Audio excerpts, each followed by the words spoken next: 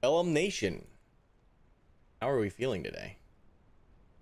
How are we feeling today? Getting the stream up and all set once again. It was another crazy day. I'm sorry we're doing a later stream, but we're on. We're here. We're live. We're gonna be doing some giveaways.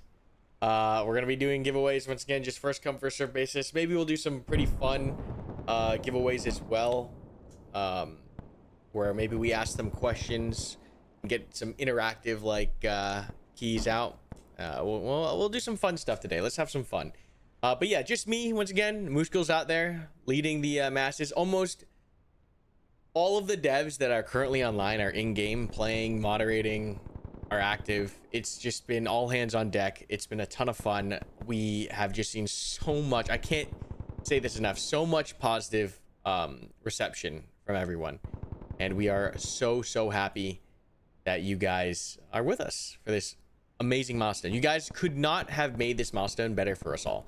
The team has been working so hard to get to beta. There were so many nerves moving up to beta. There was a lot of stress. There's like blood, sweat, and tears. That's all I can say all the way through with the project. And we are so happy with this first beta weekend. So I just want to say that. I know I said it yesterday, but can't be said enough. Thank you all for your support, for watching, for having fun, for joining us, for your interest even in the project. Now we're a super niche project. Let me just turn on some of these cool things. So we got them going on in the background. But yeah, super niche project. But yeah, we were overwhelmed with the amount of people who are really digging into it. It is it's crazy. It's actually crazy. So I'm here to answer any of your questions. We're just gonna watch a couple games in admin chat and from the above cam, see what we can see. Let me also turn this down so that it does not deafen you guys like crazy. It is a very loud experience. Yeah, I played a couple rounds today. I got off, I took my headphones off, and I was like, it's so quiet. The adrenaline dump after you play Bellum, I swear, it's a real thing. It's a real thing you gotta manage, because like it's just go, life or death almost feeling, and then you get out, you take it off, and you just like, you're stunned. Oh my god, this is why we watch spacing. What do we say about that? Dead bodies attract more dead bodies. There's a reason dudes die. When you guys tend to move and provide aid, make sure that you are dealing with the threat first in some way, shape, or form. Utilize that smoke, utilize the dragging mechanic, utilize another covering element. Dead bodies attract dead bodies. So looks like there is a single block shell here. No, who's this? Crash gonna be able to get these guys up slowly, maybe. But it does look like Satyr here in red is moving on Al-Zalam, looking for these two caches. This is the exploitation game mode. They are going to try to take out one of these two caches right now. You can see the two caches with the yellow. Maybe you can't because of compression. But here's one of the caches that Al-Zalam in blue is currently defending. And then there's one in this gully down here. And you can see Al-Zalam spread out pretty evenly amongst these two defensive positions. And the Satyr platoon working as a unified 40-man element in order to attempt to get to these caches. Now we can see here as well, Al-Zalam really utilizing mobility. We've got some elements back here in the back line. Some two and 3-man elements trying to cause chaos. And that is how you want to play Al-Zalam. It is very asymmetrical. All the factions have their strengths and weaknesses. And it is up to the players to figure out how to utilize them. How long until this comes to Steam? We have no plans to come to Steam at this point in time. We very much so plan on remaining independent as long as humanly possible. Just it gives us so much control, and it's very important to us for a lot of the features we want to add. And in addition to that, the savings, like it's very important for us to be able to save as much as we can, just because we know these projects will take a long time to develop, right? Like milsim hardcore tactical shooters take 5-10 years to make, and we just wanted to be set up in the best place financially for the long haul, and doing so without sacrificing vision and having to casualize to a larger audience, because by saving more off of every sale, it means that we're able to, you know, not have to go as wide as some other games might. because our players are valued much higher. And that is important for development because it means that we don't have to sacrifice certain things for the vision, and we can truly build that hardcore military style shooter that I think a lot of people in the niche are looking for. Do MG kits tend to get domed in playtest? Not really. The MG kits, and this is because we don't give them tracers. I know a lot of players wish they had tracers, but to be quite frank, the addition of tracers in most situations means that, of course, tracers work both ways. Awesome Alamo-style here. You can see 2 squads here moving in to wipe out the rest of Seder here. But yeah, tracers lead both ways, and that's generally what makes it really hard to deal with. And machine guns in Bellum are super oppressive. You can see right here, even this PKM throwing out a ton of rounds. While he is making a ton of noise, he isn't making too much of a visual signature. There are no tracers. There's a little gas and muzzle kick up from the ground. But it is very dangerous to try to stand up and look at this thing. As you can see here, he is just throwing rounds down range, suppressing very effectively these guys. You can see these guys are hugging the dirt. They don't want to stand up, even try to attempt to take out that PKM because they understand how lethal it is. This is currently a 2-team game mode, correct? Yes.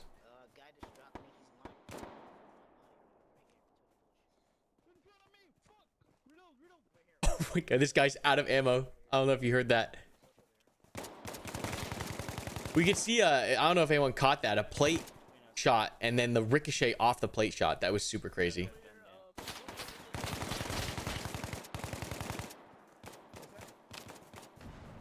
All right, it's a little too quiet. Let me turn this up just a little bit. I'm just maybe 15%.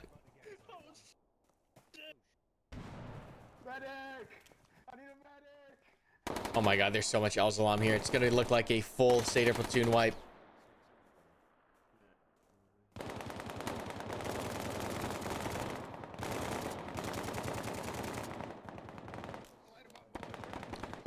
Lone Ranger, this is the only game I've played that actually emulates real tactics almost 1-to-1. Yes, that was very much the goal. That very much is a focus and very large driving factor of the experiences. We want you to be able to utilize real world tactics, techniques, and procedures. And once again, that's a very niche audience of players that are willing to do that. We cannot go mass market crazy wide appeal with that goal in mind, because there's only a couple of us nerds, you know, out there. So we gotta make sure that we are financially set up to build this project for all you nerds. And we can see awesome big, look at this. It's almost like a perfect pyramid triangle. That's crazy. A little spacing a little tight there, but they're mopping up the rest of Seder here. So Seder, unfortunately, looking like they're getting pretty beat down. Let's take a look here. I wish we're gonna get a lot of this UI stuff sweetened up for the stream. But yeah, Seder pretty much about to hit that lose con already. Pretty rough match here. We're jumping it halfway through, so we don't really know what happened in the first half. But Seder now wiped from the map. They're gonna have to all redeploy at the, oh my gosh, this is where they're coming in from. So this was the orientation of the map here.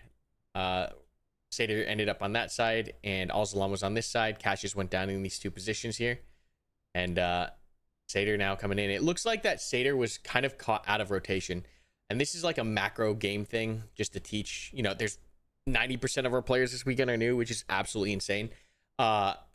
There's something to think about. I know it's very easy when you're playing Bellum to get stuck on the ground, and all you're thinking about is like how your fire team, how your buddy team, how your squad is working.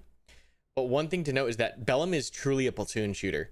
What I mean by that is not only is what your squad does important, but what the other squads are doing is entirely relevant. And we'll kind of zoom out here and kind of explain that. If 2 squads right now from Seder push into the zone and they try to fight without the other 2 squads, so I think there's like a trailing squad there, and we can see like that those 2 squads that just got wiped have to come in. If this 2-man Seder element decides to start a fight without the rest of the element, this is effectively a 2-to-1 manpower ratio, right? Because there's 4 Al-Zalam elements here and only 2 Seder elements here. So this is why platoon command rules exist. This is why there's so much emphasis on command, is that the teams need to understand that you can't just work in isolation. Because if the other team is working better than you, you are putting yourselves in like terribly disadvantaged positions, right? So the play here, the proper play would be for this 2-man or 2-squad portion of Seder to literally find defensive positions, organize a solid defense, communicate and set up a perimeter in order to wait for the rest of the Seder elements in. And Al-Zalam, knowing, right, this is a larger game sense, macro strategic level thinking, should know, okay, you know, if they're good enough down here, and this is where there's all different kinds of nuance when it comes to skill, this is totally a valid thing. Bodies in Bellum stay for the entire match. It is entirely possible to clear through you're an assault and then conduct back clearance and get a proper like EKI count, right? A proper EKIA count. And in doing so, you know how many guys you just wiped off. And though like the average player or the new player might not understand why that information is important, is if you're able to execute a proper attack, set up security, conduct back clearance, and get a proper count, you now know roughly how much are still in the AO. And so by using that information, Al-Zalam can say, okay, we know we've killed X amount. They are coming back from their main base or their fob. We have an opportunity, a window here to shove and take out the rest. And so this is how we get like all different tiny levels of skill expression via realistic behavior. That is the core of the project. And like I mentioned, that kind of nerdy stuff I just talked about appeals to so few people, which is why we are aiming for a very dedicated, very competent, very enthusiastic player base. Yeah, there's no tracers at all. We're considering the option of allowing players to get certain mag tracers or certain tracer mags, excuse me, as customization options later. So if they do want to opt into tracers and they understand how to use tracers and why they should be using tracers, they can do it. But at the current base, no, because it's very easy for someone to be using tracers and it just gives away the whole element when the element is in a proper concealed and covered position and the enemy is having a hard time tracing back the fire. So that's the current situation there. But yeah, we've talked about behind the scenes as devs, like maybe we do tracers as an option.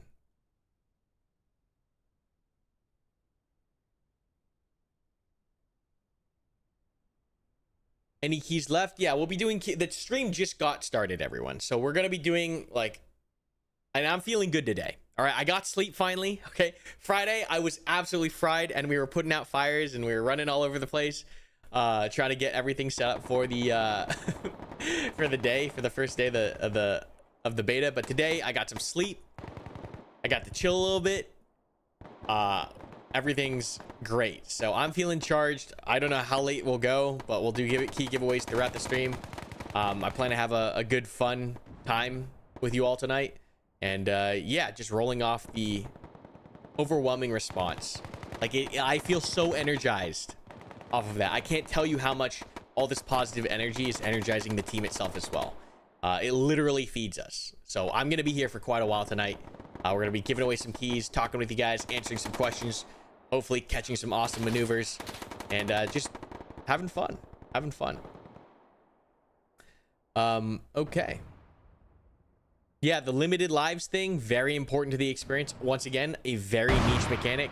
Right, how many times you tell like an average like first person mainstream gamer that they have 3 lives for an hour, and that can get yeah, some interesting responses. So yeah, we're definitely targeting a group of players that understands kind of the framework already of what we're looking for.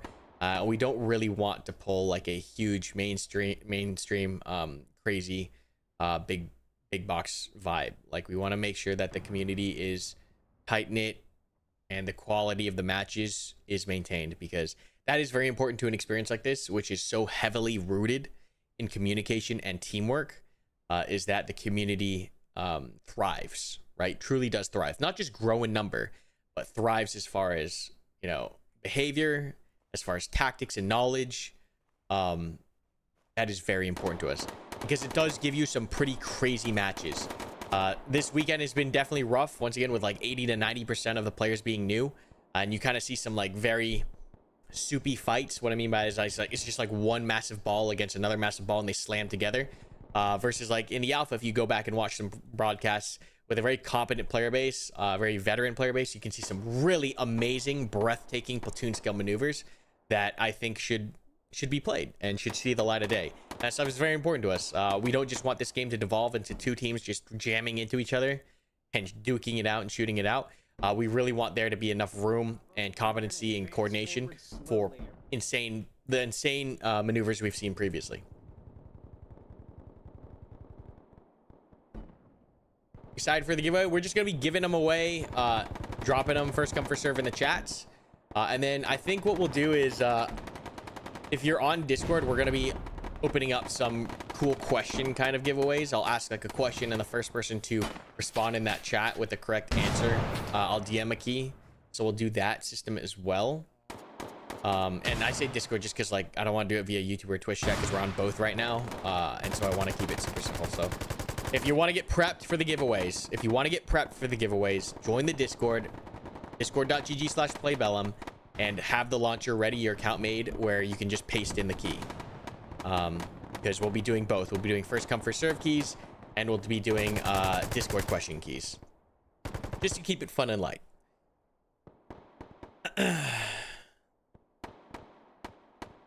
Yeah, very much so mind game, as you noted. Better controller support. I mean, we weren't even planning on putting in controller support. Like, the controller support's like kind of an afterthought right now. We were just kind of messing around with controller support. There was no plans to have controller support even officially supported during the beta. It's just currently where it's at is the progress the team has made and kind of like their free time-ish, just messing around with it. But we'll definitely look into it, especially before early access, or during early access phase, because we have put in some of the work already. My god, Satyr just got absolutely annihilated on this wall. This is hard to watch, and now you can see once again that platoon desync, right? So once again, if you're playing, you want to make sure that, hey, if you understand that one of your squads just got squad wiped, this is how much coordination is important in Bellum. Like, the platoon leadership or the squad leader should be saying, hey, 1-1 got wiped, we need to all lock it down. You need to be talking amongst squads, not just within your squad, in order to play a match of Bellum. Just because, yeah, that platoon desync, you can see these two squads coming in now. They're kind of off sync, right? Two squads go in, it's a 4v2. Another two squads come in, it's a 4v2. It's incredibly hard to come back. That being said, the comeback mechanic is such that you're never really out of the fight, right? If these guys are able to board up here, of course, we're probably running pretty low on manpower. This is probably a last push. But if you get wiped off in the first push, there's always a time where you can strong point and rally and then come up with a good plan and execute on it and turn the match around. It's very much so possible. We've seen it happen multiple times before. You're not usually like just out of the game after a good single platoon wipe. There's always something you can do. Is the giveaway still going on? Yep, I'll announce them every time as we go along here. Just had one of the best games tonight. Brilliant game, absolutely worth it. Best up and keep best up and coming milsim game coming. Appreciate that, Whiskey. Very kind words.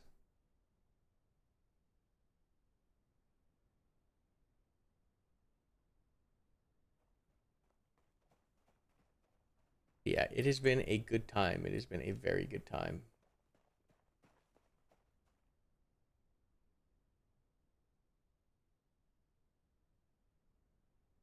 Fortunately, I think these Rangers are going to wipe. So we're going to do a giveaway. Because I think this game's about to end. Let me think. I got to think. Okay. Let's make sure we're on Discord, right? And then we're going to do this in the... we're going to do this in the off-topic channel. Okay? So when I ask this question, the first person to answer this question properly in the Discord, in the Play Bellum off-topic channel, okay, the first person to give me the proper answer to this question will receive a deluxe key, okay? So get ready here. We're just gonna do some trivia, have some fun with it. Let me make sure my key thing is working as well. So I can print you guys some keys here. Okay. All right. I've got the first question in mind. Okay. So once again, discord.gg/playbellum in the off-topic channel. Here comes the first question. What mod is the game mode or exploitation based off of?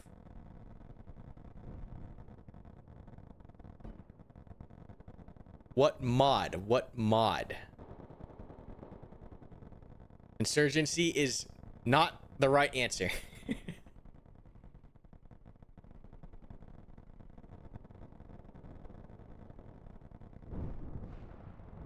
What mod? Project Reality?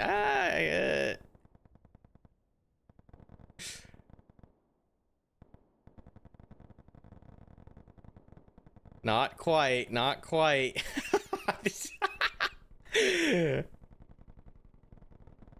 All right, here's a hint. Here's a hint, okay? Here's a hint. It's a squad mod, okay? I'll give you a hint. It's a squad mod. What squad mod is exploitation based off of?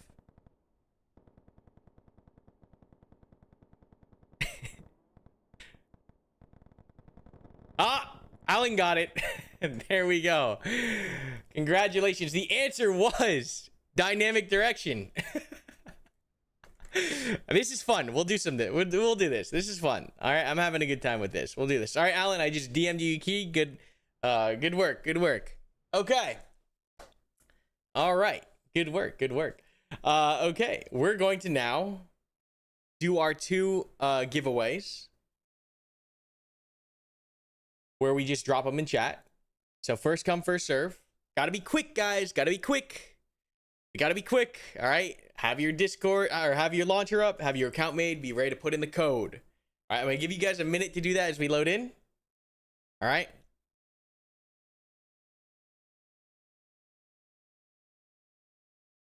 How do you use the key? You have to download the launcher from a website, make your account, and then while you're in the launcher, you'll say, please input your key after you make your account. That's where you're gonna paste it. Okay.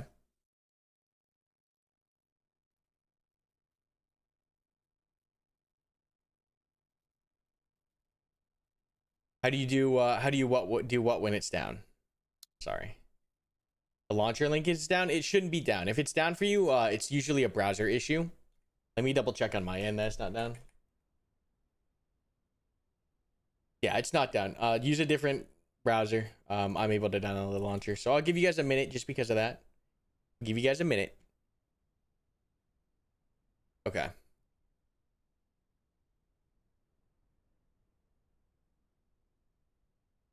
All right. Yeah, if you can't access the launcher, there's something with your browser or something. The launcher link is up. I just confirmed. Our server is always up. No, this is beta weekend 1, and beta weekend 1 is or this first month is always going to be Friday to Sunday. So servers will be up tomorrow, and then they'll come down.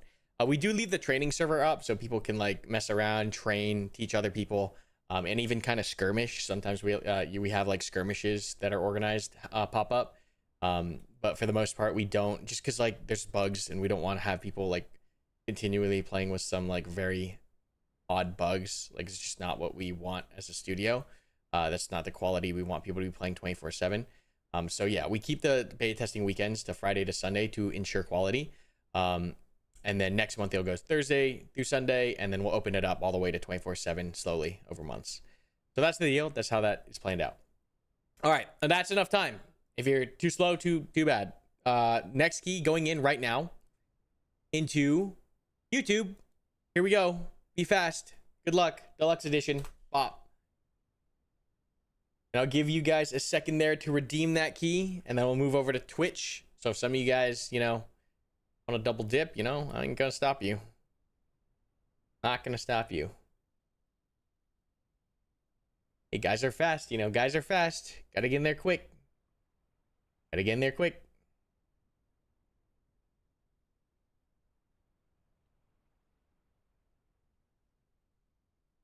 All right, and here we go on Twitch. Better be in Twitch. 3, 2, 1, pop. All right. So we'll do 2 keys at the end of every round. That's pretty much on the hour-ish. That's how long rounds take. And then I think if I can come up with some good questions as we play, we'll do some more of that question stuff, because that was super fun. That was super duper fun. Okay.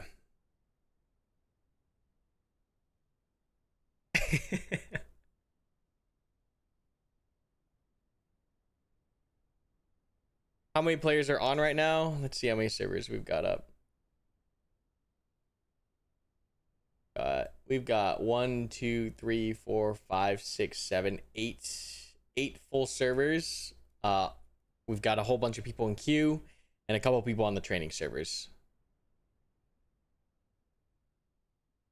So once again, if speed is not your thing, don't worry. That's why we're doing the question giveaway, okay? That's why we're doing the question giveaways. All right? So you got to be just like in Bellum, right? Maybe you're not the fastest shooter. You got the fastest mind. You got a chance. Okay. We'll probably do that question giveaway at the halfway point of the match. Teams are just now getting started, getting briefed. I totally missed which factions are playing against each other. Where do you redeem it? You redeem it via the launcher from our website, since we are not on Steam.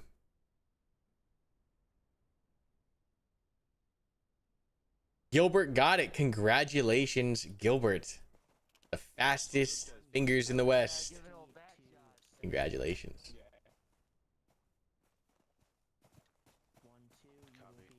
Is the volume for my voice okay? I know I turned the game volume down quite a bit, but that's obviously so you can hear me. I can bump this up maybe a little bit more.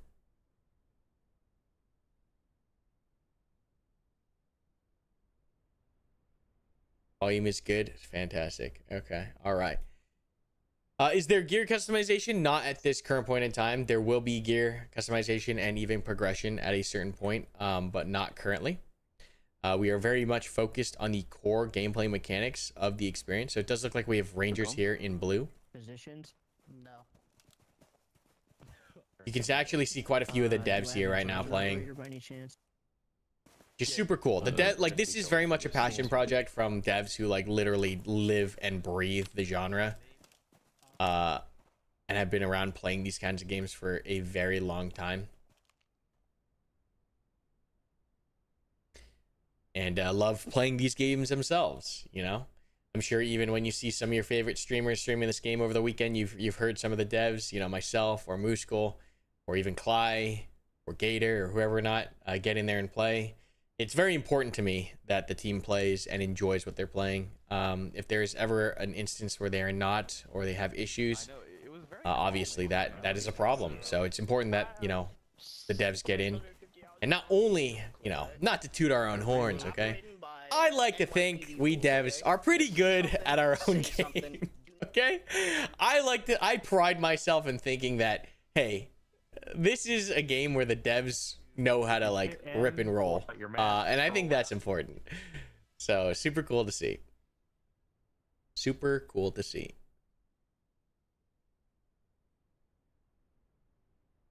Codehead says, I have PTSD from the one game I played last night. I was too tired to really give it a go, but we were pinned down at the demolition area. I had a blast. Awesome. It's all about that chaos, all about those crazy firefights, right? So here, I got a question for everyone in the chat, right?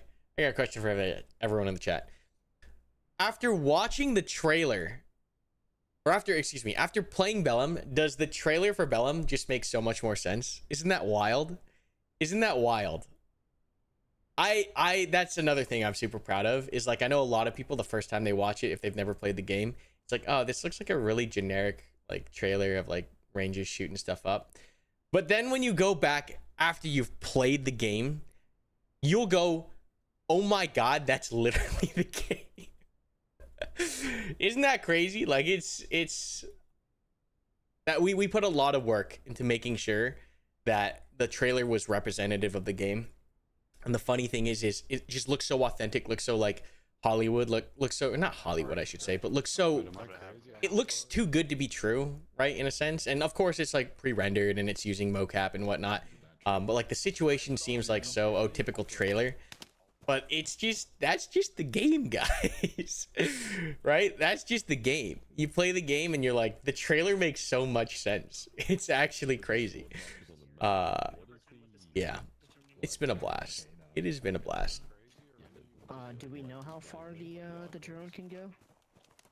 I do not have a clue. We may have to float then. Minimum specs are on the website. I actually don't know them by heart.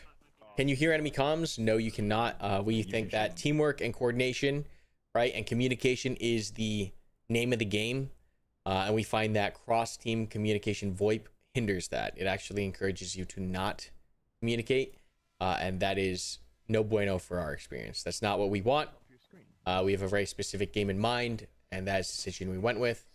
And that's just one of the instances where, like, yeah, it might be realistic to hear the other team. Is it good for realistic gameplay? Absolutely not, in my opinion. I think it's terrible.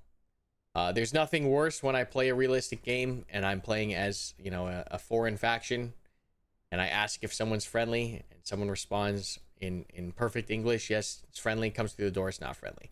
It just leads to really weird experiences. It's just not the kind of game we want to be. I think it's too memey. So other games are free to have that stuff, but I think it's not that great for gameplay.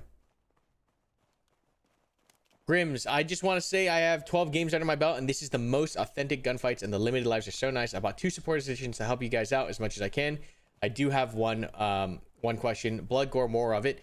Yes, to a degree, for sure. That falls under like the visuals category of where we are in development, and like I mentioned before, we were so focused early on that, you know, visuals were second to us, right? It was not a concern.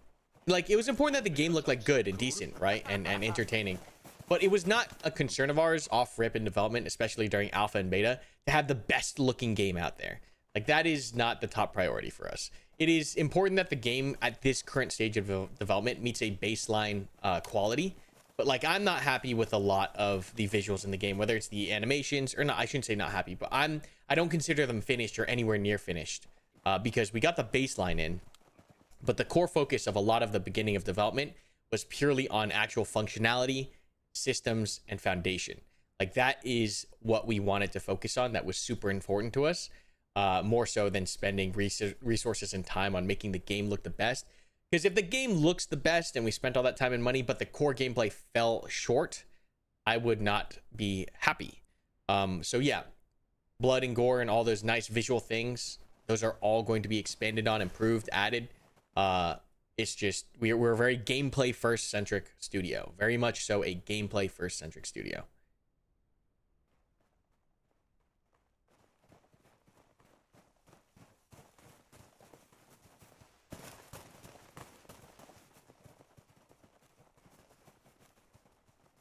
Bellum is what squad should have been. So happy we finally have a game that puts you from a lull in the firefight to the most intense firefights you'll have in the game. Yes, I love the fact, like, this walk-in. I know a lot of players and people, like, they dislike this walk-in, and this walk-in is not intended long-term, right? When we get vehicles in and transport in, like, this walk-in will be shortened. Al-Zalam is going to have a temporary early start in the zone just because they should be native to the area already as well. But this walk-in is kind of just like because we don't have vehicles. But like, that being said, the infill phase, the infill portion, whether it's by vehicle or on foot or by air or whatever the case may be, it is very important, I think, to the experience, because it kind of like sets the stage, or it kind of it's like a palate cleanser, you know what I mean? Like, if you go all the time with the intensity and whatnot, it can be kind of overwhelming, exhausting, and just kind of like you can lose some of the special flavors, I think, from the fight if you get it all the time. But this like downtime in between rounds, I think, is a super important lull or just palate cleanser for the experience, because you just go from the most intense gunfight fighting for your life experience. Like, the players do need like a small break. I think guys would get so much more burned out if it was just nonstop straight into the action again. And we want you to be able to experience and enjoy the game for a long time, right? A long play session, as long as you want it to be. And even still, right, we hear about people that are like, oh my god, my brain is fried, right? My adrenaline is shot, and they just adrenaline dump after their play session. But I think this walk-in time is super fun, just because, like, sets a tone. You get to meet the guys, meet the team, you get to come up with a plan, and it makes that first ambush, that first hit on contact, just like insane, right? I think some of my favorite memories or just experiences playing Bellum is like, you got the plan, you're moving out, and like, it almost kind of baits you a little bit, right? It almost kind of teases you with the complacency, right? It kind of like lets you drop your guard a little bit rather than being on edge all the time in like your last match where you're fighting for your life. it gets you to drop your guard a little bit, and kind of, you know, get complacent. And the second you do that, it's when the world explodes and you get this amazing firefight you did not expect. You get this element of surprise. Yeah. So that's cool. It's like AAS. No, this is so this mode, I totally forgot. Is this also Alamo? I don't think so. I think this is Russians, right? Okay, so this is attrition. Attrition is basically, in the simplest of terms, a platoon on platoon deathmatch. And you might think, oh, just, you know, people are just gonna run around shooting each other. That's not necessarily the case. This game mode essentially is a gamification of the idea of find, fix, finish. First, both teams have to find each other, right? And how they go about doing that, there's a whole bunch of different ways that you can do it. There's a skill expression in finding the enemy, like if you fire on first contact, or if you're able to wait and get the entire platoon in position and ready to engage, or if you walk into an ambush because you're completely unprepared. The finding portion is insanely in depth, and it allows for a lot of replayability because teams can approach these situations in different ways. How you're even set up as a platoon, formation to formation against another element. The route that you chose to take as a platoon. Are you taking the high ground, the low ground, the trees? The skill at the individual level. Who sees who first? The skill at the like individual decision of, am I standing out in the open? Am I skylining? Can they see me at a distance because we're running on this bare hill? Am I in a good position to where I can see them and they can't see me? There's so much of this micro soldiering skill expression that we just love in attrition, despite it being such a simple game. And then, of course, you get into the teamwork, the communication. How good are the comms? How good are the squads maneuvering? How good are they suppressing? Are you maintaining ammo consumption and sustaining yourself for the duration? Are you burning through all your rockets in 30 seconds? Like, all that stuff boils down to this firefight that both teams are managing, where every action has a consequence, has a meaningful consequence that quite literally determines the flow of a match. So I'm going to have you guys watch this because I know you guys don't see this from the air that often. But I want you guys to kind of pick out and notice what decisions from either team end up becoming incredibly long-term over the course of a match consequences, because that is a very big thing. We want you to feel like everything matters once you're in the AO. The way you stepped into the AO, the way you spaced out, right? When that RPG comes in, how did you space out? How are you in position when moving? Were you in formations? Were you all balled up together? How is the platoon communication? Are you calling things out properly? Are you jamming up the net? Are you being clear with your communication? All those things boil down into the experience and create the game that is Bellum. Yeah. So that's the challenge I have for you guys as viewers today, is to, from the bird's eye perspective, I want you guys to kind of look and pick out, oh, you know, that's crazy. That one engagement there, it caused this chain of events that led to all of these things that happened. We'll see, you know, at the end, I want to see what you guys noticed. Like an ND, a simple ND, right? That alone can change the course of the match. That simple action of accidentally firing your weapon and giving the enemy this intelligence as to where you might be. Like the red team, the Russians might already be operating off that information, off that ND, right? They might start maneuvering in a certain direction that was different than they would have been if they did not ND, right?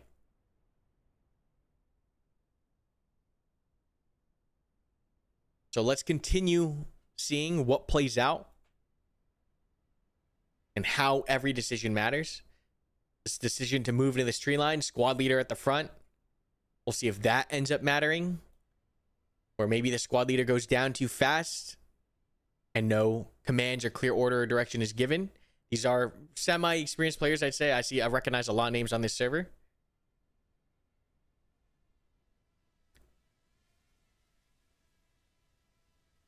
I hear a drone up. Someone's got a drone up. I don't know which team it is. I see the drone here. It is the Ranger drone. No, it is not. It is the Satyr Kamikaze drone. So we'll see if that ends up making an impact. Barton out here. One of the devs. Not saying a good example. Bad Barton. Bad Barton. What are you doing? We'll see if he gets punished. Lone wolfing in the open. And we'll see how lone wolfing is punished in the experience. or if he's able to be incredibly lucky somehow, some way. And we have first contact over here on the right flank. Aggression over here. Oh my god, he made it all the way to the wall. Casualties on both sides, pretty even at this point. So this is the hat team on the right. Yeah, having a medic in the front, we'll see if that ends up paying. Medic is the first one to go down. That could end up being quite a problem. Grenadier did make it all the way up to the wall. And so you can see even here in this micro fight, the decision of who's up front, in what position, where, in what order of the formation, how that causes the game to play out. So having your medic at the front, is this going to end up becoming a consequential part of this engagement? It might. It might not too. Where are you shooting GLs? That was crazy. Must have been a misfire. Oh, no. I think they think there's someone over there. And now the squad leader and the medic are separated from the rest of the element. So this is definitely not the best place to be. We saw this Grenadier try to lone wolf up. He got capped. He's not going to get rescued, right? So this is a micro example of how lone wolfing is bad. You lone wolf up, you run into a 4 or 5 man element. Maybe you drop one guy, I think, right there. The other guys will get you. Your life is not going to be saved. Barton out here trying to lone wolf as well, getting spot, suppressed, unable to because Red is doing a good job maintaining security. So you can see here, like, decisions matter, but lone wolfing is ineffective, is very ineffective. Guys are pretty good at holding security, but the individual decisions of this fighter are really playing out here. And yeah, we'll see how this fight ends up evolving. Looks like Satyr now pushing up with 3 squads online, 1 squad in reserve here at the bottom of the screen. This squad kind of getting baited in here. Good hook in from both the elements if they can make it happen. But 2 elements here now moving in to attack this 1-2 element from Rangers. Yeah, I think that's the squad lead and the medic. Oh no, the medic and squad lead are still alive, fighting for their lives. Oh, good. What was that? That was a grenade or something? Yep. Ended up taking down Hero, the automatic rifleman in that element. We're seeing lines kind of get drawn here now. Very precarious position. Satyr kind of getting baited into a trap. Definitely on the back foot. 100% Satyr is on the back foot. Just off of this initial engagement. Blue 4 saw Red 4 first. And engaged from prepared positions. A mini squad attack happening here. We can see a squad attack. This Bravo fire team now moving in. Some suppression from this Alpha. I'd like to see a little more suppression. We can see a perfect example of a squad attack that is very common in Bellum. This level of teamwork, very common. We just need to see some suppression going out here. Squad leaders moving to cross the road. Unfortunately, gets mowed down. But not enough suppression coming out from this fire team here. And this could be an issue. We can highlight here why that's important. Is because these guys are not being suppressed, this attention from the defenders at this perspective can now swing to the right and address the assaulting element, as we're seeing literally right here. Where all these Russians are able to now swing to the right and engage the assault rather than being suppressed or engaging or distracted by the contact to the front. So this is a disjointed squad attack here, and Blue 4 is paying for that. They are definitely paying for that dearly. And this could easily, very easily, the game is very fragile, flip on Rangers here in this micro fight. But in the meantime, we've got a 2 squad on 2 squad brawl about to occur. Even 3 squad if you want to count weapons back there. Rangers just in a great position here. This is kind of dangerous, this linear assault, because of the potential for friendly fire. But they're in the low ground here. And it is not looking good for this Russian element, excuse me. So Russians definitely going to be caught in a really tough spot. Now, we talked about macro dynamics earlier within Bellum. The key now is going to be for Satyr to realize that they are on the back foot and rally, right? Because it's very precarious. It's a very delicate situation here. If Russia continues to press the advantage and throws even more bodies into the fire, this can snowball quite fast. On the ground, it is very tenuous right now. Rangers in a strong position. Very strong position. They're completely destroyed this element pretty much. This element is in the low ground being addressed by 240s and a line squad. And this is kind of a 50-50 over here coin toss right here. So this incoming Satyr element might be able to swing the odds in some favor. We'll see.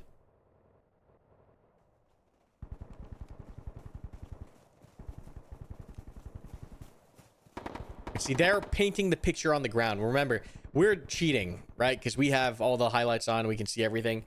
We can very much tell what's going on here. But on the ground, very chaotic. That fog of war, ever present, oppressive even in some regards. I'm sure the drone operators doing their best to relay information from the sky to their elements on the ground. Did this guy wake up? There's no way this guy woke up.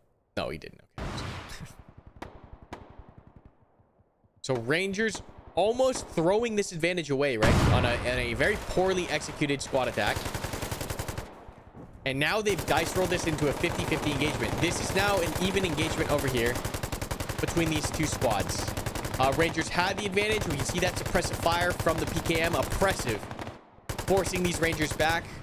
Suppression does work in Bellum. It is completely psychological. And it does a great job of locking players down. Let's switch over here. Oh my god, it's a soup sandwich. What's going on? So this Russian element in the center absolutely massacred, destroyed, fighting for their lives. 2 guys left alive, fighting uphill against 240 machine guns. Not the place you want to be. This Russian element in a much better position, fighting into the tree line. However, this is a very thin entry point that catalyzes this element. This one saw able to hit this entire element in enfilade. We're seeing a smoke call go out here in enfilade. Good smokes. They need to utilize more smokes. Russia is very good at instant smoke screens and aggressive pushes. That's how you should utilize them. Let's see if we see that movement here now. We are seeing that strat play off, and you can kind of see the two play styles between the two factions because they're balanced asymmetrically really coming to fruition, right? You can see how Rangers utilizing their strength with their machine guns, right? Maintaining standoffs and suppressing and kind of combing and raking the enemy. As you can see, utilizing a lot of that machine gun power. And over here, Satyr excellently leaning into the smoke and aggressive maneuvers behavior, trying to get themselves out of a bad spot. They need to keep it up. More smokes, more movement. They got to keep up the aggression. Getting caught out here in the open is not great. Smoke and push, smoke and push. They also have a decent amount of grenade launchers. I should be seeing HE.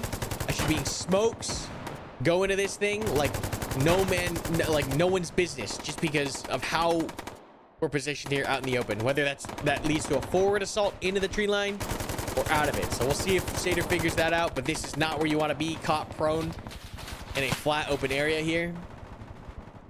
You can hear those 240s now cracking off in the distance. The gun team's a little bit out of position, I will say. Not in the best spot, but they're doing something. They're trying, you know, they're trying. We're seeing that some of that GM94 action go out. There we go. Here we go. Here we go. Here we go. All right. So once again, in coordination, right? If we could get smokes out, if we get these GLs out simultaneously, you can make some pretty crazy plays. But it looks like Rangers are doing a great job maintaining this line. And this is quite a firefight down here. These guys are in a brawl. These guys are brawling it out in the forest. 249 attempting to suppress.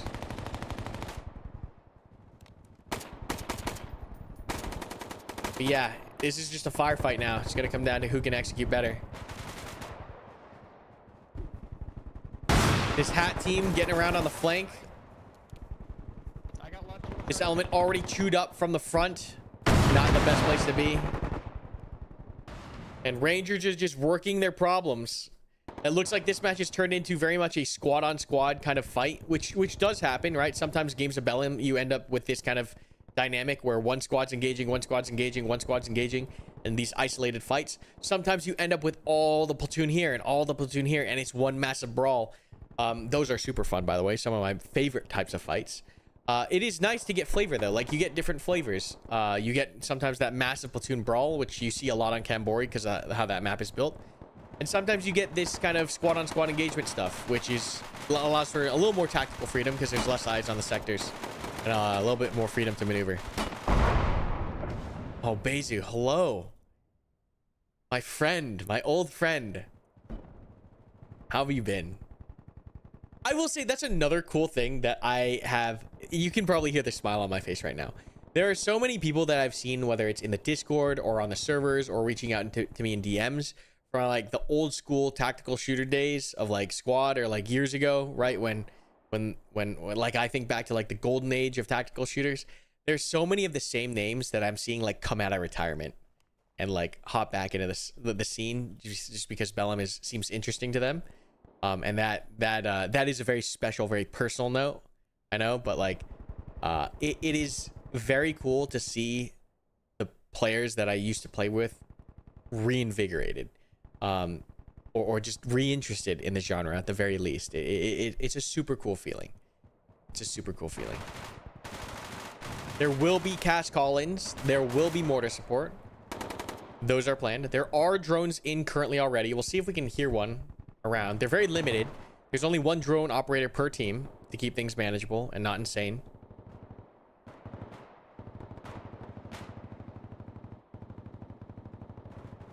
Game is on DLS 4.5. Lulu or Lou. Hey, I'm sorry. I just completely butchered your name.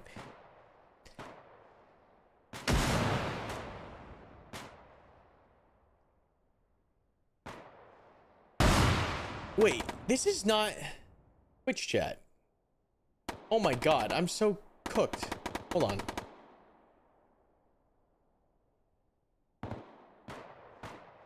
I'm so sorry. Did I drop both keys in the YouTube chat? Is that what happened? No, surely not. Surely not. Is this both? I'm sorry. I'm so out of the streaming loop. I need to check something. Am I doing this right? Yes, I am doing this right. Okay, so this one chat has all. Right? Yes. Holy, I'm cooked. I used to be a content creator. What? I'm so cooked. I've been doing this game dev thing for too long. Oh my god, I'm so sorry. All right, I'm gonna make sure that these... I'm so cooked. All right, just to make sure, what I'm gonna do is I'm gonna drop a key in the Twitch chat, just to make sure. Hold up. Oh my god. All right, you guys are lucking out. Whether or not it's the case, there's a key. We're just gonna make sure that we're gonna do it. There's a key now going out in the Twitch chat. All right, so hang tight, everyone. Hang tight. Let me do this right. So it's chaos over here. All right, it's just chaos. Let's do this. Let me move this window over here. Yoink.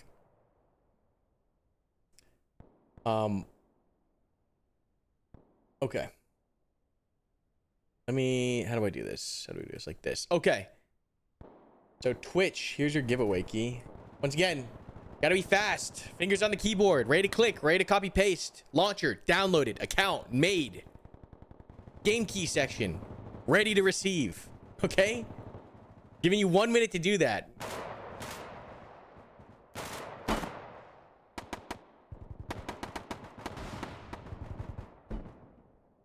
How are these engagements going? Okay, so Rangers kind of pulling back, breaking off to reconstitute. So right side, Seder holding. Main brawl now in the center. Left side, absolutely swept. Bad position, bad spot to be in. Hesitation, caught in the open, dead. It is what it is. Tough. Okay. Twitch, your key's coming. Here it goes, all right? We're gonna give a good old... Get ready. Yoink. All right. And then in a little bit here, we'll do another questions giveaway, okay? Another questions giveaway.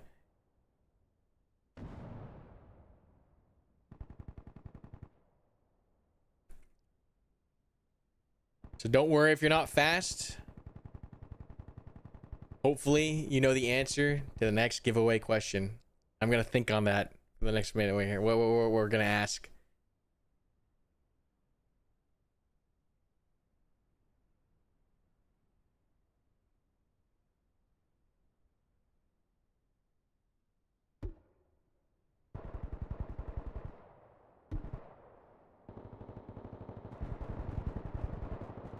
Rangers, like, you can see that machine gun power. They're really playing to their strengths. So Rangers are doing a great job here. Look at that suppression. Oh my god. Like good thing Satyr pulled out of this tree line, because look at that. You do not want to be there. And I know, like, a lot of people meme, oh, you're shooting at trees. Oh, you're shooting at trees. Just shooting at trees. Oh, I'm sorry, guys. That's what warfare is, all right? That's what it is. That's what it is out there. A lot of the times you're shooting the trees, okay? That's as authentic as it gets, all right? But that's how valued suppression is in Bellum. Is like players actually do it. It's encouraged to do it. It's not even suppression, right? These guys don't think, oh, we're suppressing this area. These guys are literally thinking we're trying to kill whatever is here, right? And we're gonna do so with volume of fire, right? That's what these guys are thinking. It's like, we're gonna murder these people, whoever it is. We're just gonna search and traverse and saturate in order to kill. And the effect of that is suppression, right? It is so overwhelming, so scary, so dangerous, so lethal that you effectively achieve suppression. All right, Cly and Barton finally get punished here for being alone. They were definitely able to be a little effective. As you can see here, no support. Will not be able to get any medic to their positions, and are going to probably end up losing some lives there at their own detriment. But, you know, sometimes the devs like to limit test, right? It's important for us as well that, like, we test to see the bounds of what is possible if certain things are played suboptimally or maliciously or whatever the case may be, so that we can refine the design space. So, you know, sometimes we'll intentionally try to break certain things or intentionally try to do things in weird or wrong ways, just so we can see what that kind of course of action might look like, how we can refine it, how we can avoid certain things. It's important for us as well. It's why, once again, when we have our guys playing the game, it's not just playing the game and sweating it out and try-harding, but it's teaching other players, it's moving around the map, it's trying new things. Because sometimes there's been many times where, like, the developers will try something new, try a new strategy, try a new decision, and it will actually give us ideas for new features or new parts of the map to develop, or what the case may be. So very important that, you know, the team plays and experiments, in my opinion. But definitely punished, right? We can see being alone, being smaller in number, I heard a drone, is very high risk. Very high risk. Where's this thing? I think it's the Ranger one if it's this small. Oh, I see you. Go. He's gone. So the Rangers have this reconnaissance drone that is very, very small. It's like the size, the palm of your hand. That's how big that drone is. Oh, I hear it. Oh, no, this is the PG-7 suicide drone. So it looks like this drone operator is opting to currently just use this drone as a reconnaissance drone currently, and is just watching what he can watch. Look at the details on this thing. Custom modeled. Awesome. Look at the detail. Love that. We love that. Love to see that. Okay. Yeah, a lot of effort went into the drone, even though, like, I'm the only one that's really gonna see it. Or maybe you'll get a snapshot of what it looks like before it slams into you in your face. Because yeah, that thing moves so fast when it's coming in for terminal that you probably don't even see it. Though I have seen people screenshot images of, like, incoming RPGs, and you can see, like, we even add the detail of, like, the flame on the rocket booster. Head-to-head engagement out in the middle of the field. Not where we want to be. Not where we want to be. Smoke and move. Smoke and move. Oh, come on, guys. We got smokes. Rangers getting the first grenades out here now. Use your smokes as Russians, guys. They are so good. At least we get a good frag back. But Nexi is still alive in the middle. Oh, perfect. Perfect. Look at this thing. This thing is overpowered. Use this thing. RPG is good. Also, fantastic. Grenades. Yes. Yes, Satyr. This is what we want to see right here. Boom, boom, boom. All your booms. That's how you get out of this problem. Dump them. Dump your booms. Dump your booms. You see Ranger machine guns working the line, working their strategy, right? Leaning into that. Not enough booms. Not enough booms. GM94 shot going wide. This is tough. We got to break contact. I think you can see the aggression right here. Rangers executing. Oh, that was the drone. That was the FPV that just landed there. FPV going in for a shot, but I want to pay attention to this squad attack. So Rangers really fast on the decision making said, hey, Bravo, put down some fire with the machine guns. We're swinging around the right flank with an element. And now we see a squad attack. I told you guys, the tactics ever present in the experience. It is not uncommon to see squad attacks executed multiple times every single match. We can see this is a near RPG. That's what we wanted, more of that.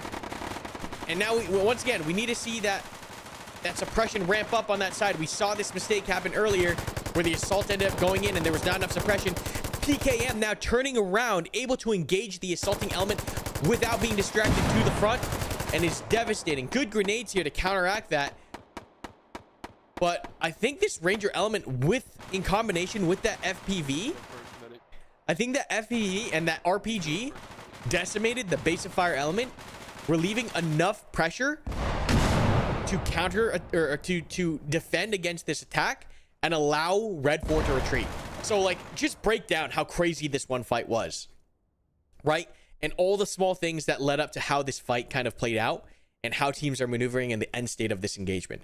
It's insane, right? From the decision of Satyr to move out in the open without support, without proper, without setting elements for a proper LDA crossing, getting caught in the open, right? Response from Rangers was strong.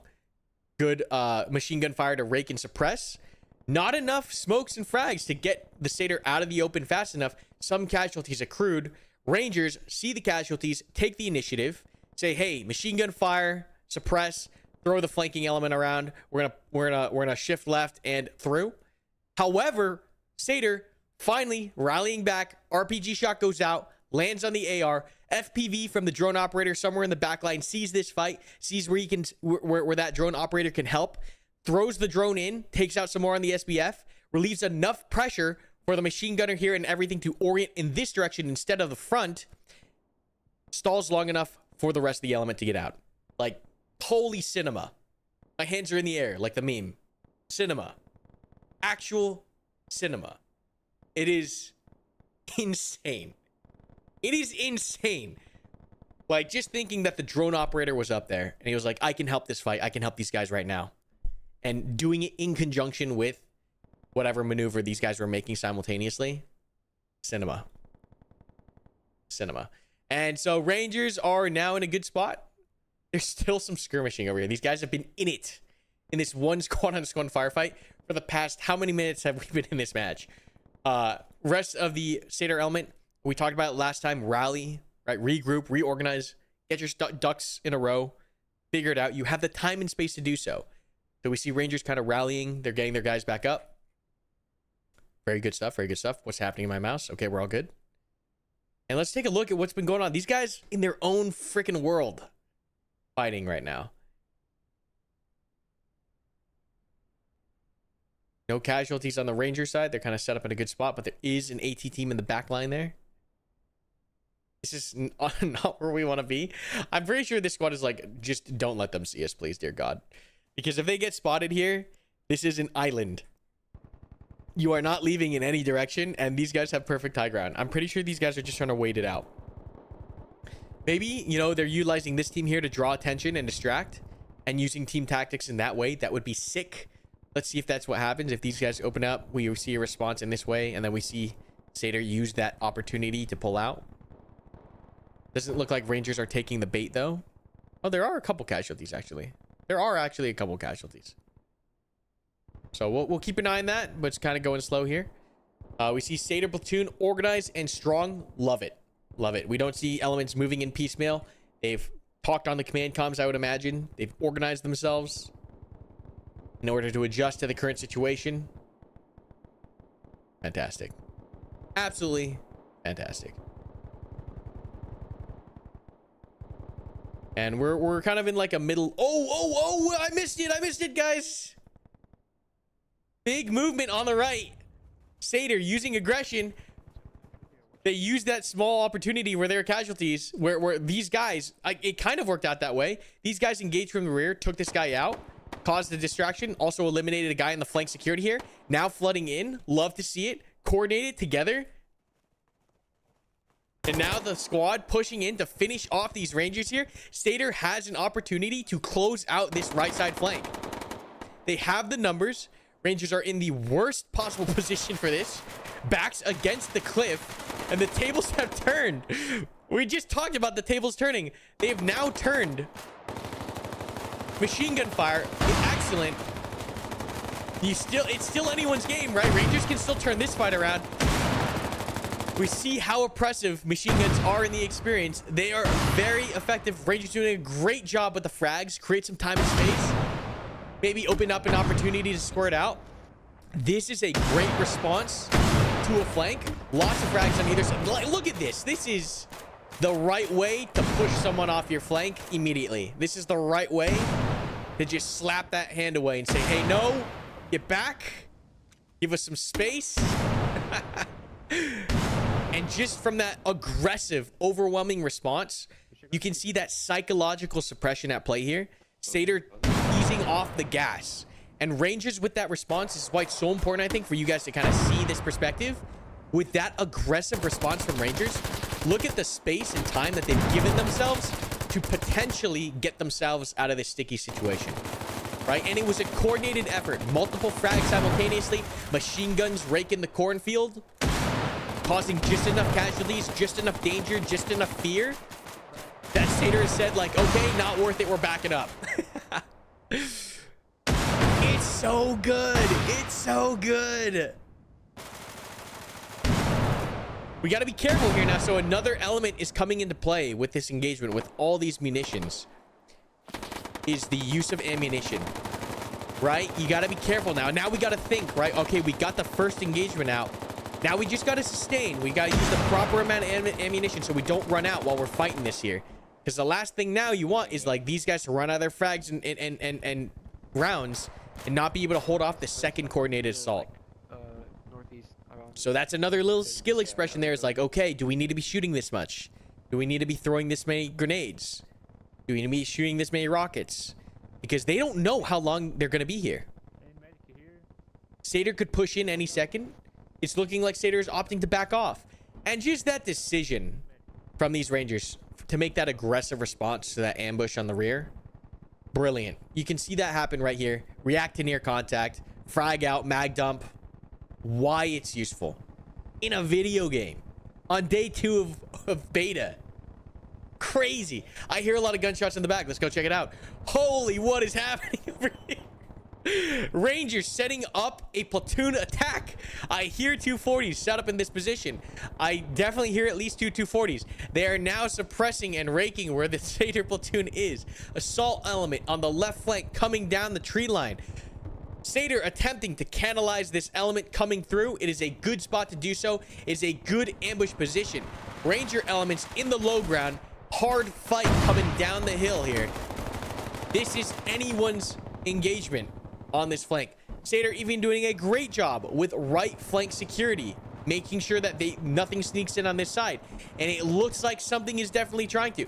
Like, all the decisions at play to create this beautiful masterpiece on this canvas is just... I can't believe it. I must be dreaming, guys. Is this a video game? Is this real life? This is insane. Amazing things here going on. So definitely, once again, we talked about sustainment, right? You never know how long your engagement is going to last in Bellum. You don't want to blow your whole load all at once, because you could be here, right? This long or like mid-range kind of engagement out to like 150, 300 meters. These guys could be here for the next, 10 minutes. They could be here for the next 30 minutes. Whoever runs out of ammo first is going to open the door to an aggressive movement. So keeping these things in play. I know a lot of you guys are new and you're just having a good time and you're just enjoying the visuals and the audio. But like, as you get deeper and deeper into Bellum, there's so many rooms. There are so many areas for good skill expression beyond just what you see and what you hear at the base level sensory experience. So Rangers now sent another squad to assist. They said, hey, we're getting absolutely messed up in this cornfield. Send someone to help. So that's what these guys are. They're trying to attend to the Mascal. And just in time, as it looks like Satyr pulled out and went around to the right, just in time, teamwork without this element coming in to support this Mascal, most definitely these guys would have been able to sneak in. Like it's just amazing teamwork here. Calling for help, responding to help, and Satyr denied yet again on finishing this element.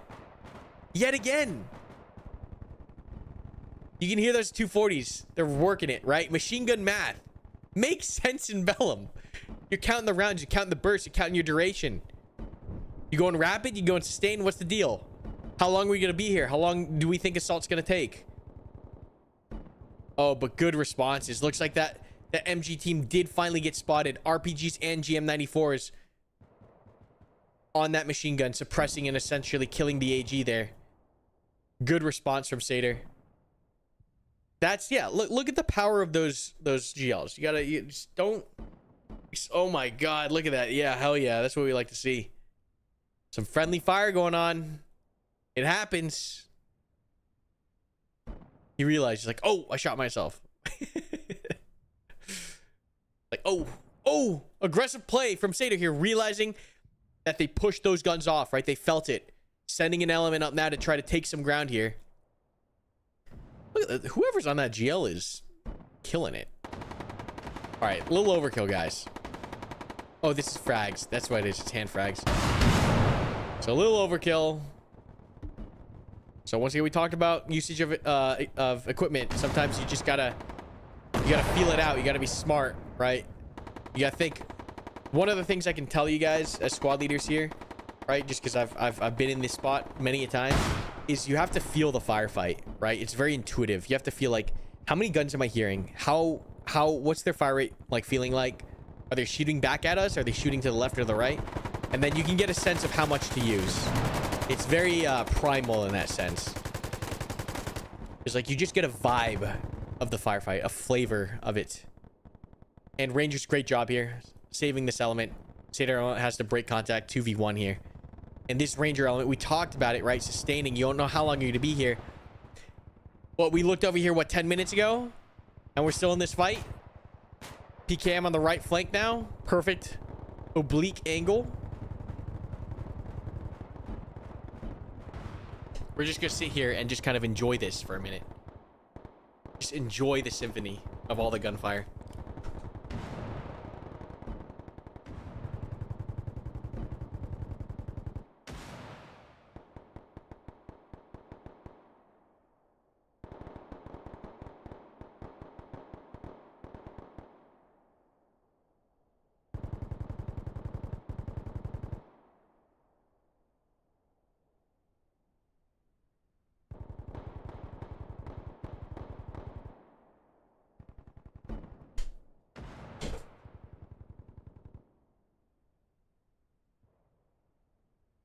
You love that I love this game so much.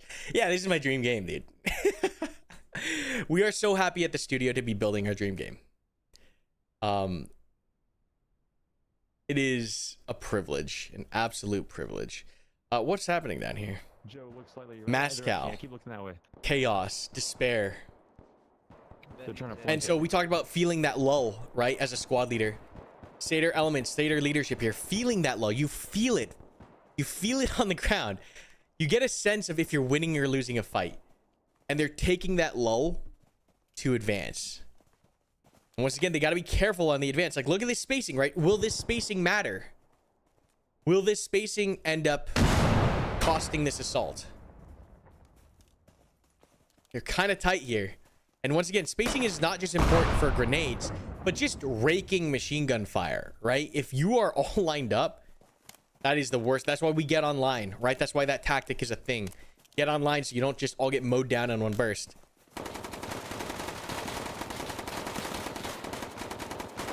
So I would like to see a better left-right spread here from this assaulting element. This is decent. It's not horrible. It is not horrible. I have seen much worse.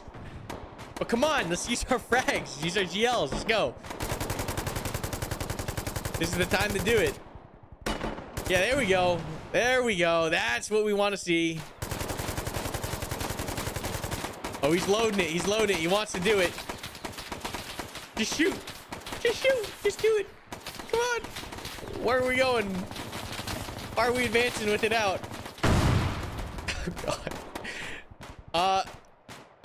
A lot of players, they don't shoot until they can literally see something.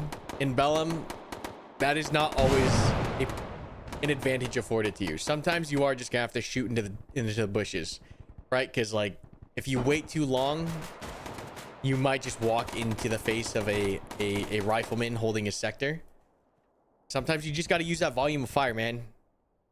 But Satyr now stacking more and more bodies onto this to create a overwhelming advantage. I hear another FPV. Is that another FPV?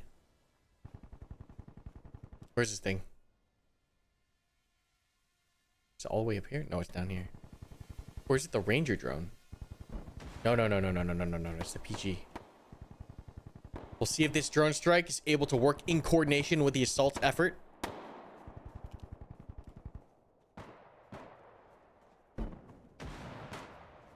Yes, upgrades are available. Real vets are involved in the project. There's still a sizable... So, like... Oh my god, this is such a crazy fight. Rangers tried to push down the slope, ended up getting double engaged, right? Double engaged here. Bad Mascal fell back. Satyr falling into the trap. Satyr then gets aggressive and pushes in and canalizes themselves just like Rangers did at the bottom of the hill, right? Remember, the AO is big for a reason. We could have gone like left and around, up and right, to get into this thing.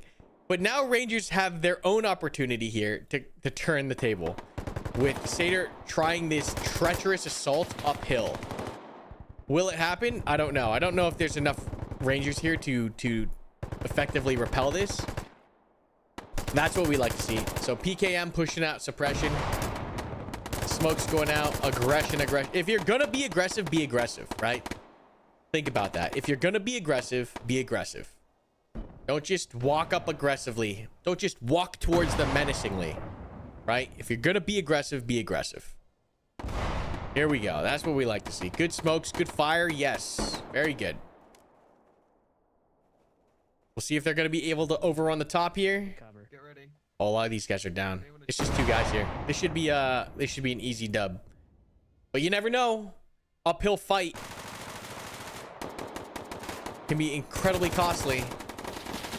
I don't think that's gonna happen here. I still hear that drone. Yeah, this is just a numbers thing right here. And sometimes, you know what they say, quantity is a quality all of its own. And that is definitely a strat. That's definitely a valid strat of just shoving numbers. But this is definitely a scary push for sure. Like coming up this, we'll get on the ground here. Like coming uphill and the grenades and the fire, like, ah, God, I hate assaulting uphill in Bellum. I hate assaulting uphill. It is just so tough. It is so difficult to push uphill in Bellum. Grenades roll downhill. But it does look like, yeah, final little bits of aggression here to just push over the top. And that should be it for this flank. Oh my God, what happened back here? So it looks like these two squads decided to come down this way in order to get behind this element here. And this element here pushed across and they just barely missed each other. And this element back here, all the way over here, like you just think the story. Think about the story that these guys have gone through. Of like this initial engagement, pulling back here, fighting their way up, getting denied on this hit, having to pull back, and now they're on this adventure in the backline. And who knows what this might lead to in the match, or how this might affect the match. Like, it's just these stories, man. You think about the stories that every player has on the ground in this one match of Bellum, because things feel so quote unquote persistent, right? Like the action from the beginning of the match ended up with you in a certain position at a certain point.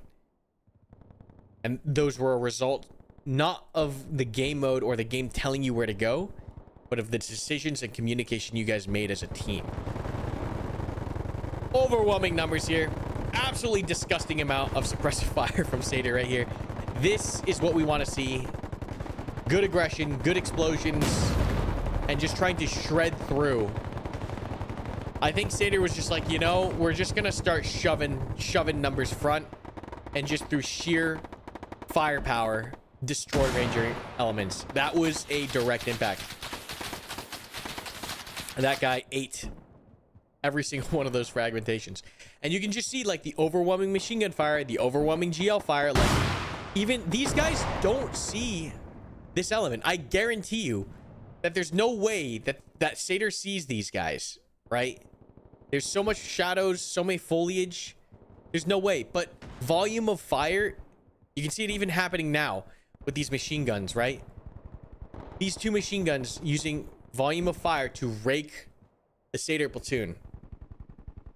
And this is, oh god, getting caught in an L like this with the 240 on both arms of the L, this is insane. Like, I would never want to be out here. Holy.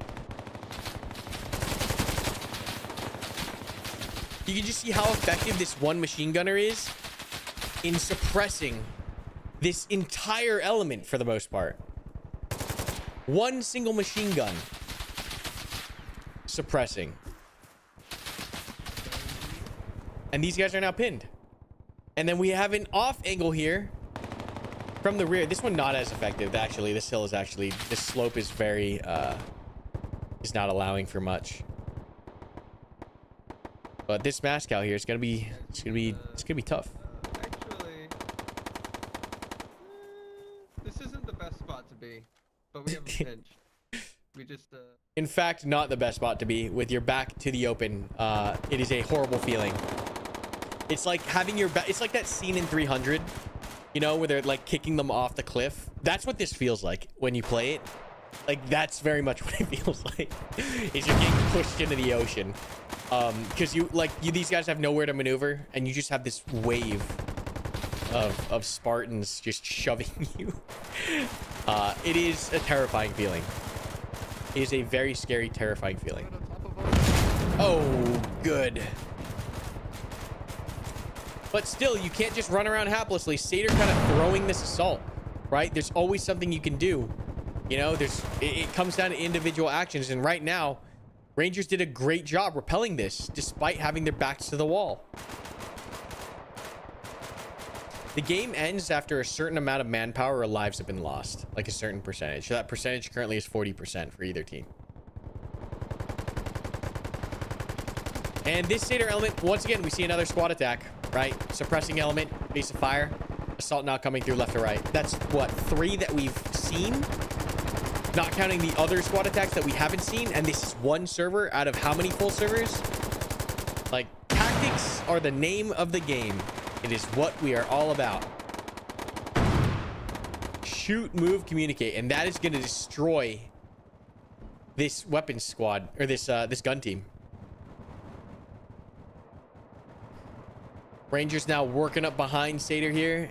This has just been like haymaker after haymaker after haymaker from either team. It's just been an absolute fist fight, knife fight brawl amongst like squad on squad.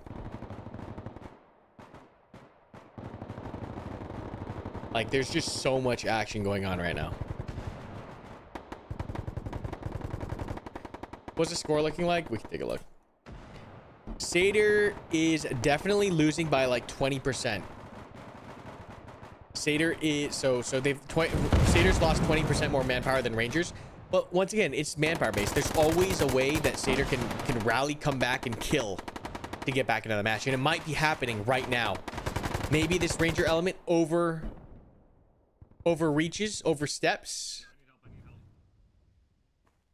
It does look like there's a significant amount of Ranger casualties here. Yeah, A significant amount. frags, man. Can they close out? What's going to happen? Who knows? We'll find out in the next 10 seconds.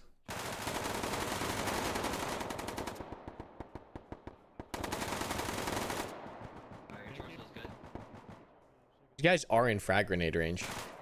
I don't know if they... Once again, like maybe they used other frags though. Someone didn't. Shooting back here. There's a couple guys in the rear. Oh, I totally forgot about this. What's going here? These guys should all be dead. What are we shooting at? Friendly fire? Oh no, there's a little group back here.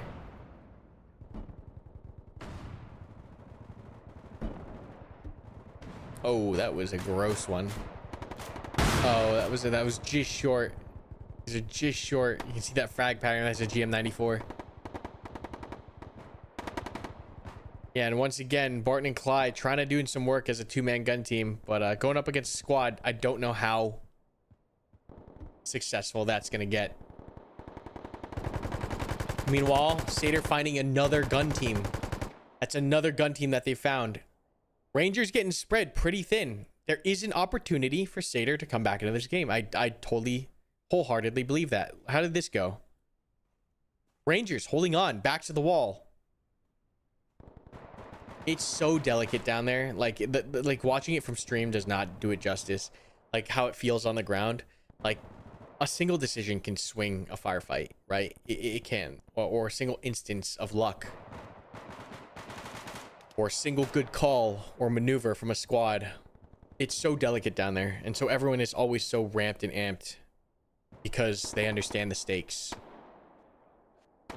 If someone messes up, it could lead to a wipe. Pull them back, pull them back. Dead bodies, attract dead bodies. Or smoke. Throw smoke out for the There we medics go. so they can grab shit. Yeah, yeah. I got it. Sweet, sweet. Bad smoke, bad We're smoke. not the right. There we go, there we go. That's a good one. That's a good one.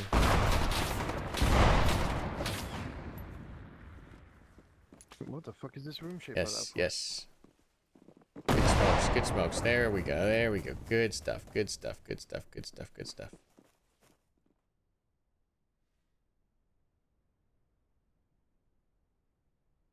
Okay, all right, all right.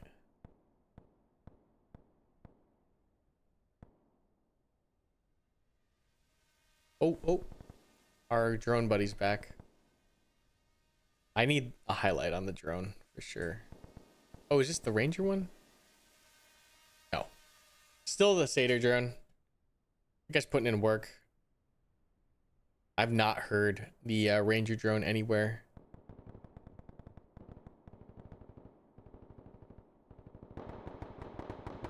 Long range engagement here. This is the retreating Satyr element. I think this might be the end here. This is a rough spot to be in with Rangers all around, all along this arc. Will there be snipers? There will be snipers. Very limited, like one per team. And it's gonna have some very interesting design around that role.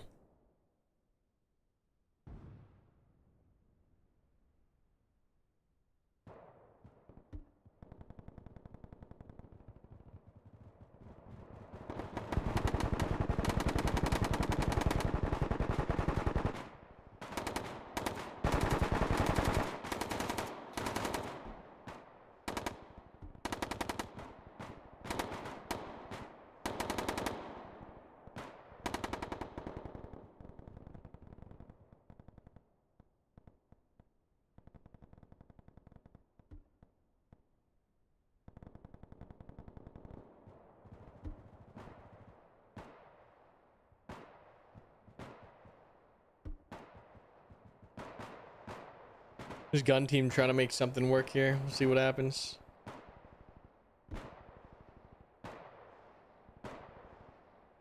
Satyr doing yet another squad attack to a degree.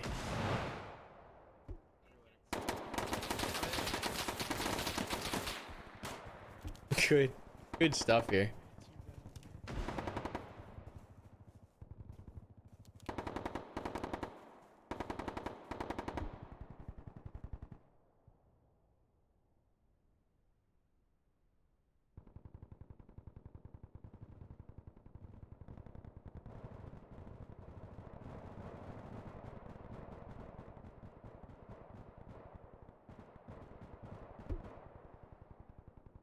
This is not going to be fun for these guys down here in the low ground. Machine guns, RPG, or machine guns, grenade launchers.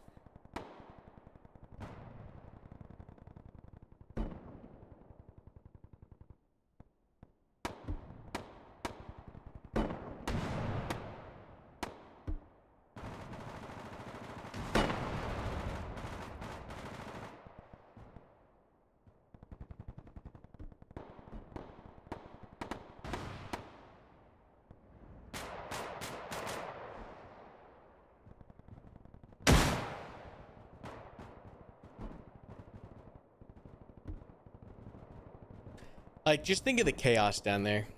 Right? Think of what these guys are experiencing down here. Fish in a barrel. Oh. GL. When did I last sleep? I got some decent sleep last night. Alright, while this wraps up here, I'm trying to think of the next question. What is the next question that I ask?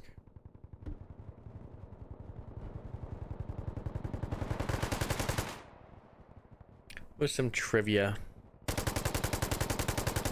has been talked about in regards to the project?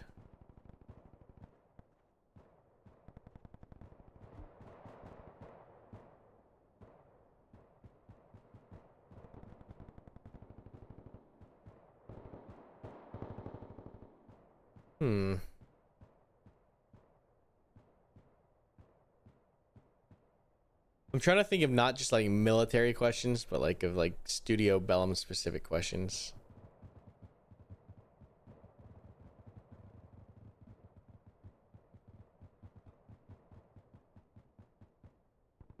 No, we haven't had any times for Easter eggs.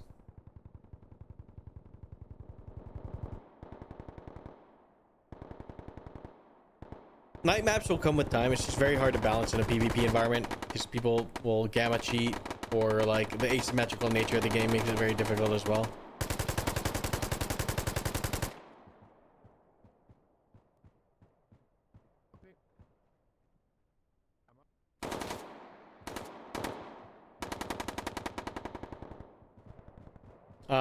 We'll be talking about like a new roadmap next week. Yeah, these Rangers just getting messed up. Or Satyr's getting messed up. Rangers pushing up on the left here.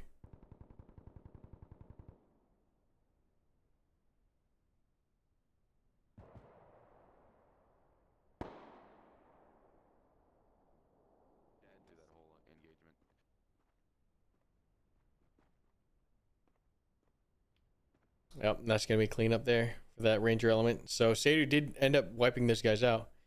But like, holy, this is a tough picture.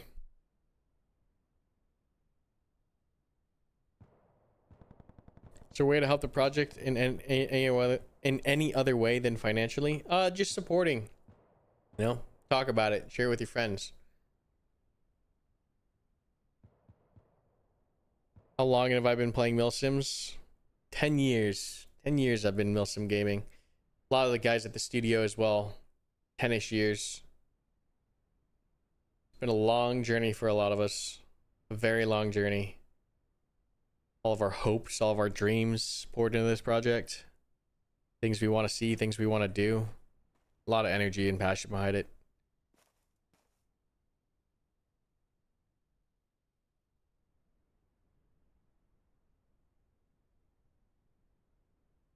How do we see the player base of Bellum holding up after release? Honestly, we have no idea. Like, we had no idea how beta weekend would go. You know, like, in our minds, we're making a very niche targeted game for a very, like, niche audience. We're not going to be on Steam. Like, we aren't expecting, like, we weren't expecting the level of popularity or attention we got this weekend. That was amazing and overwhelming.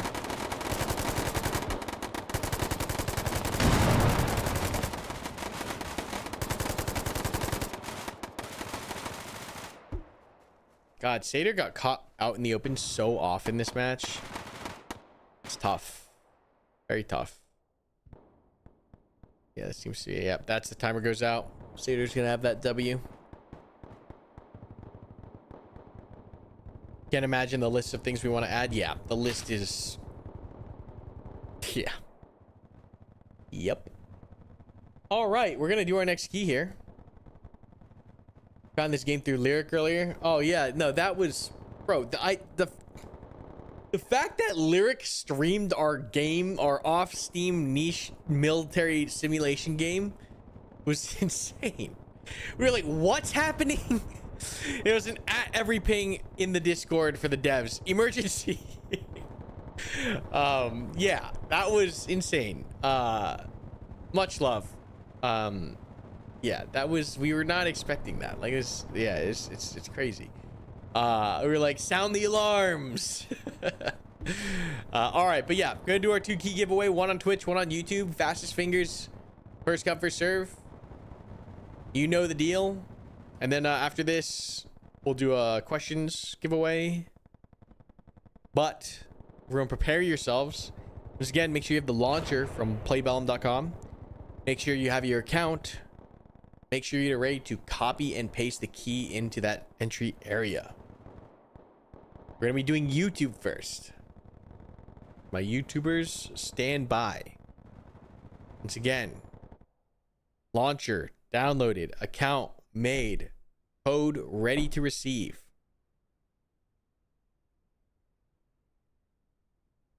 All right, here we go. And in 3, 2, 1. There you go, YouTube. I'll give you guys a minute to fight over that one. We'll be going over to Twitch next. Going over to Twitch. You guys have any former soft / male guys working on the game? Yeah, we talk a lot with a lot of dudes that have been in regiment. We talk a lot with a lot of vets in general. Talk with Cathfar a lot. She's been in Ukraine. Yeah, we talk to a lot of people that are in some active combat areas as well, in different parts of the world. But the game is like we are very heavily inspired from our interactions with dudes who are in regiment. That's like a pretty big influence, I would say, for sure. Shout out to those guys. Grim, big help.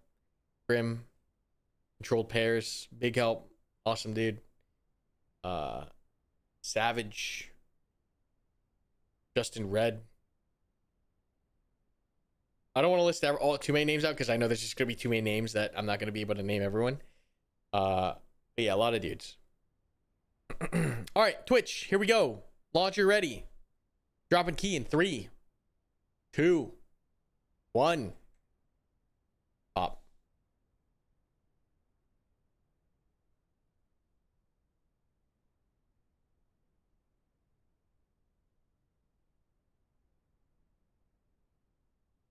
All right.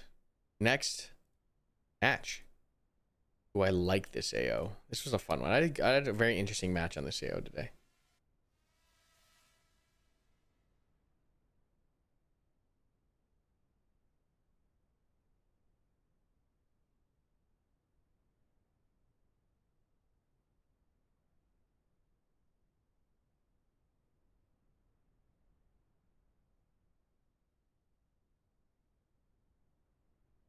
Yeah, I think if you got the key, it gets you into the download immediately.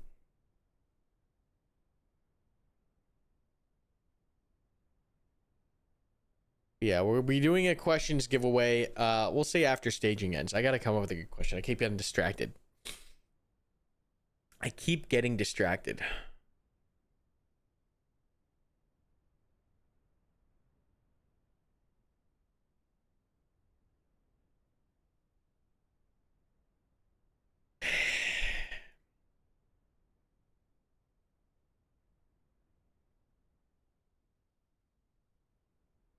Maybe I'm thinking too hard. Maybe I'm trying to come up with too obscure of a question.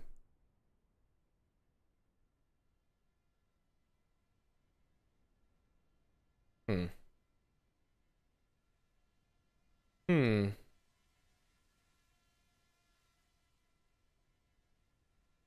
Oh, okay. I got a good question.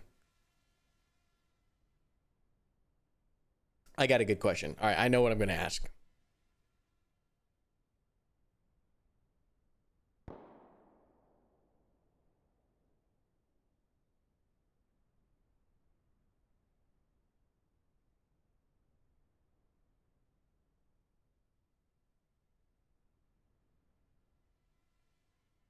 All right. It's not a spelling check, so don't worry about that. It's not a spelling check. It is more more so a lore check. All right, more so a lore check. All right. Yeah. Hell yeah. Okay. I got it. All right, so we're gonna I know the question. Once again, in order to answer this question and receive your key, make sure you're over at discord.gg/playbellum. We're gonna be using the off-topic channel for that section, or for the giveaway.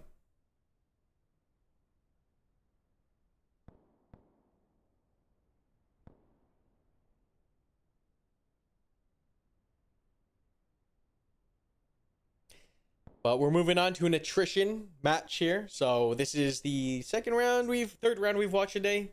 A fresh attrition match. We've got Al-Zalam and Red down here. They're going to be stepping out and putting down their caches soon. And I do believe... Oh, wait, no. This is the Seder version, right? Wait, hold up. Is this Seder? Yeah, this is Seder. Okay, so Seder versus Al-Zalam. Al-Zalam in blue this time at the top of the map. They're going to be moving down and placing their caches.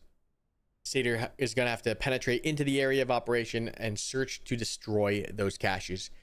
The win condition is the same as attrition, where whoever has the most influence wins, or if you lose manpower to 40%. But in addition to that, if there's ever a moment where Al-Zalam does not have caches, they will just lose. So they need to have a cache down at all times. They can only place 3 caches, up to 3 caches, so 1 to 3 caches, and that they can only do that as this circle fills. Once the circle fills, caches are locked in, and those are the caches to be played for the match. Seder, once again, they can grind Al-Zalam out of lives, or they can gain, or they can destroy 2 caches or all the caches. Al-Zalam, if they wait long enough, every cache generates influence. Right? And that's kind of the driver that forces the Seder element into the zone to actually aggressively look. Now, Seder has to find the caches. They find the what is happening? They find the caches by killing insurgents and searching them for intelligence.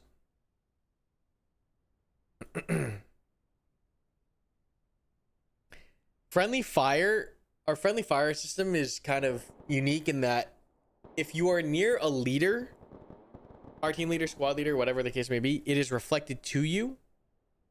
If you are near if you are lone wolfing or not near a leader, you just will eat it, right? So lone wolves, not only are you now fighting the enemy, but you drop off the map and now your team can essentially potentially kill you. So lone wolfing is true, like, and that's what happens, right? If you lone wolfed IRL, you would have just as likely a chance of being murdered by your own people as you would being shot at by the enemy. And so we kind of took that and put it into the game, just because that makes sense. And then as far as the reflection, we really wanted players to think about when they pull the trigger. And let's be honest, no one cares if they TK in a video game, because unlike the real world where you get either kicked out of the military or locked up, you just type sorry in a video game and apparently that's all good. So the only way we can get players to actually think about when they pull the trigger and actually care about when they pull the trigger is if that damage is reflected right back to you, because players don't like getting shot. So now you have that line of authentic thinking, and that's why that system exists. Why would you want to place 3 caches even though it only takes 2 to win? So the caches are supposed to allow you to rearm. So technically you get a 3rd rearm point, but that didn't make it in for this weekend. We're hoping to have the rearm feature for the caches in next weekend. And so the way that'll work is like you can rearm from the cache on a cooldown.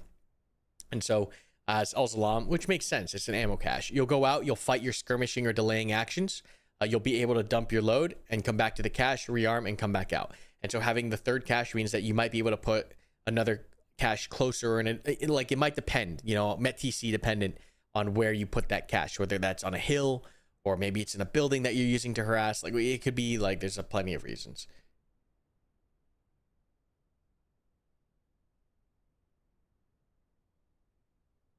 Still waiting for the question. Yeah, we're gonna drop it. Don't worry, everyone. Don't worry. The question is still coming. We have plenty of time. All right. We're here to have a good time. We're just chilling, enjoying. I know some of you are fiending for some keys. Sorry, I'm gonna make you wait a little bit. We just dropped 2 keys like 3 minutes ago. So hang tight, hang tight. Hang tight. I can't just be, you know, handing out all these keys willy-nilly. Barton's gonna yell at me, all right?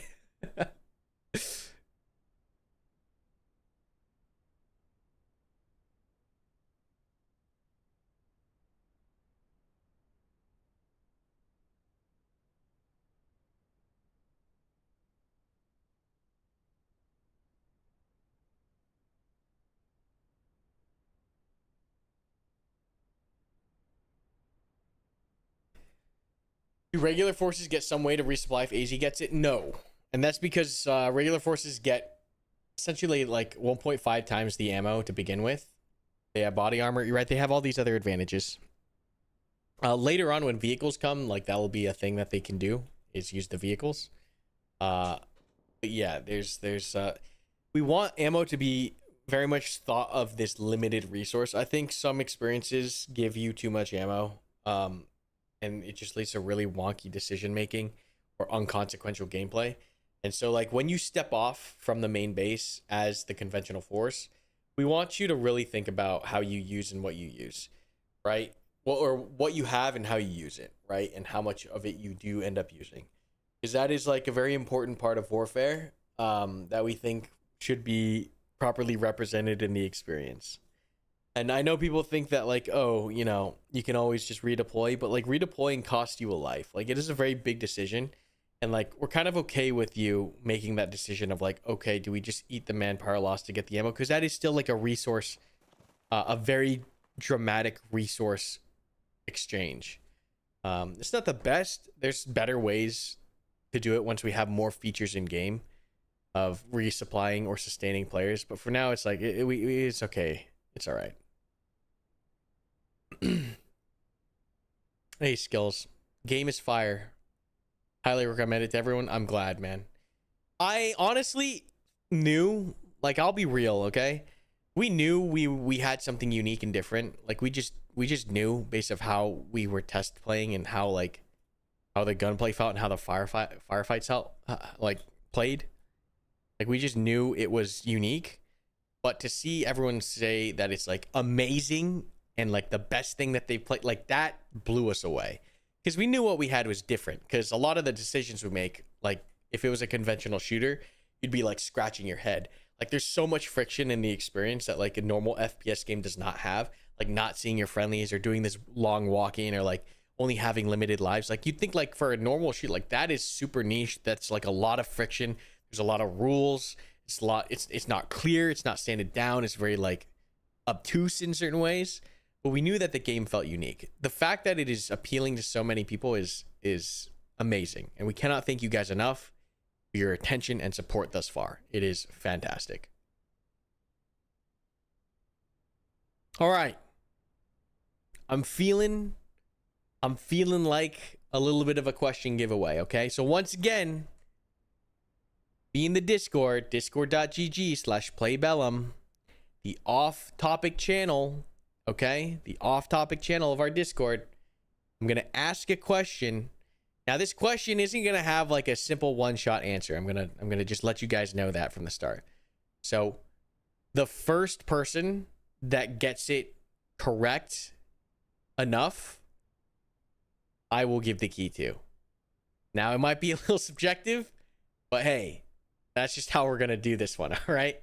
So, get ready for the question, because it is going to be an interesting one, okay?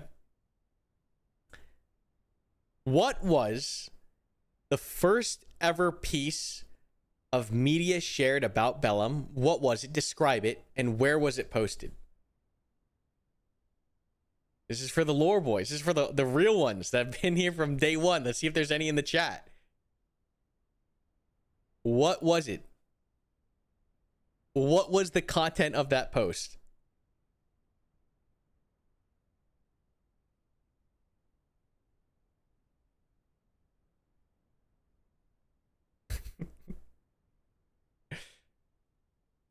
Yeah. You guys are totally just guessing. You guys are totally just guessing. I completely know you guys are just throwing. No, oh my god, guys. Come on. All right, I'm gonna give it to this guy because like this guy could have gotten it right. But you guys, oh come on, no one knows the first. You guys, oh my god.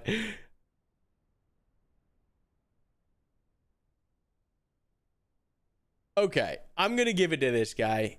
All right, let me get this key. All right, the answer to that question was it was an X post with us reloading the Ergi right here. So who's the first? I saw it earlier. It's on Twitter. It's a gun. Jay Boozy. I totally feel like you guessed that, but I'll give it to you. I give it to you. All right. I'll give it to you.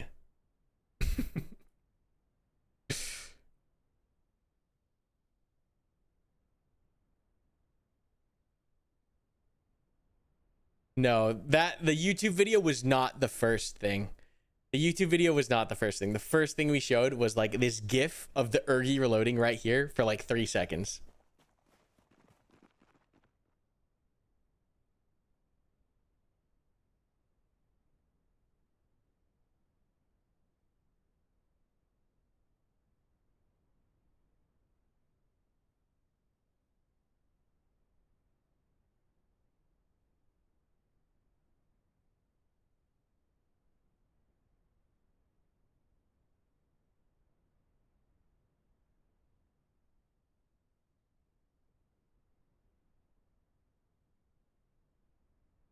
That's too funny though.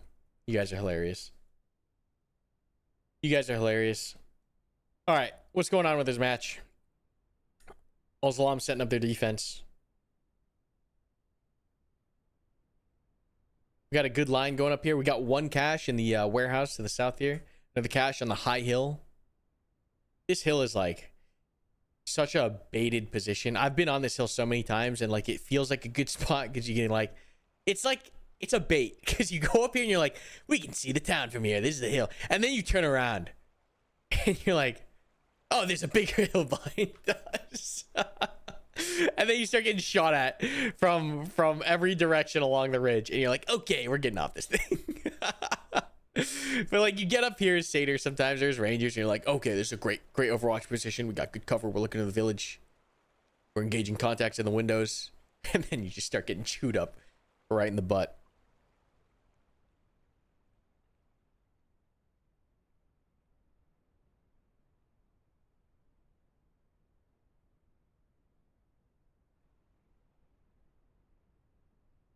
That was too funny.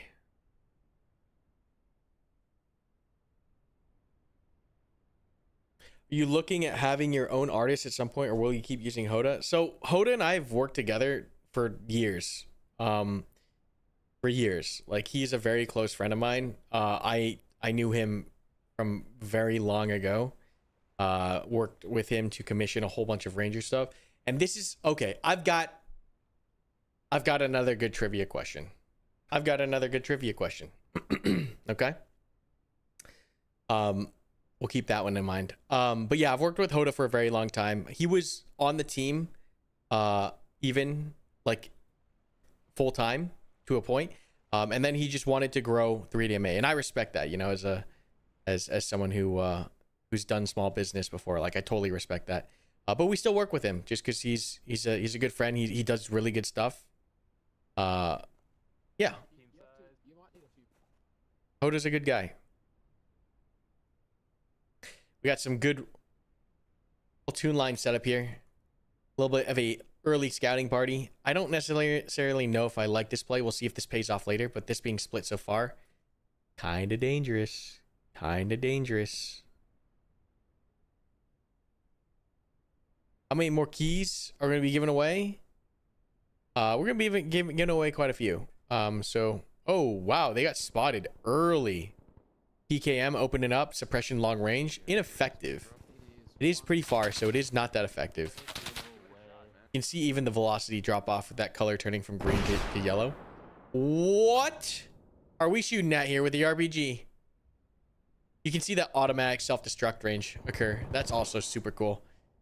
Because the RPGs IRL as well. They'll go until they hit a certain distance and self-destruct.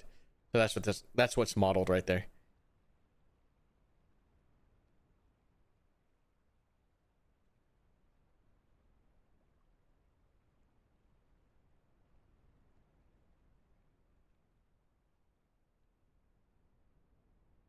What are we looking at right now? We're looking at a top-down view of our first-person game called Bellum. It is a military simulation style first-person shooter, 40 versus 40. What we're watching right now is the two teams go head-to-head in the AO, this large area of operations. The red team is now pushing in to the mission area in order to search and destroy weapon caches. There's currently a cache here and a cache here. These are placed by the blue team, the Al-Zalam element. They come into the zone early and they're able to establish these caches or these objectives. They essentially have to defend these for long enough or just kill enough of this team. And the Satyr has to either kill... Oh, I'm sorry, the cache is right here. Not in this building, but right here. And Satyr has to come in and kill enough Al-Zalam or destroy all the caches, essentially, basically. And so what we're seeing is like the large-scale platoon maneuvers here. Some friendly fire here that happens. Definitely not the best. Satyr's just in a good RNG dice roll position here to just steamroll this first cache. They definitely didn't see it go down. Unless the drone operator is just S tier and is just spotted this thing, which could have happened.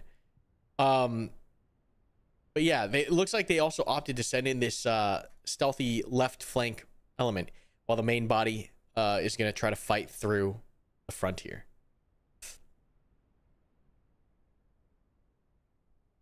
So yeah, this is a good position. I like this position. I like this setup. Al-Zalam has a supporting high ground element that can, I think, affect this open danger area terrain, and another blocking element just straight up online. So the question here is going to be, how well can these guys see? Ooh, the tree line. Not the best, not the best.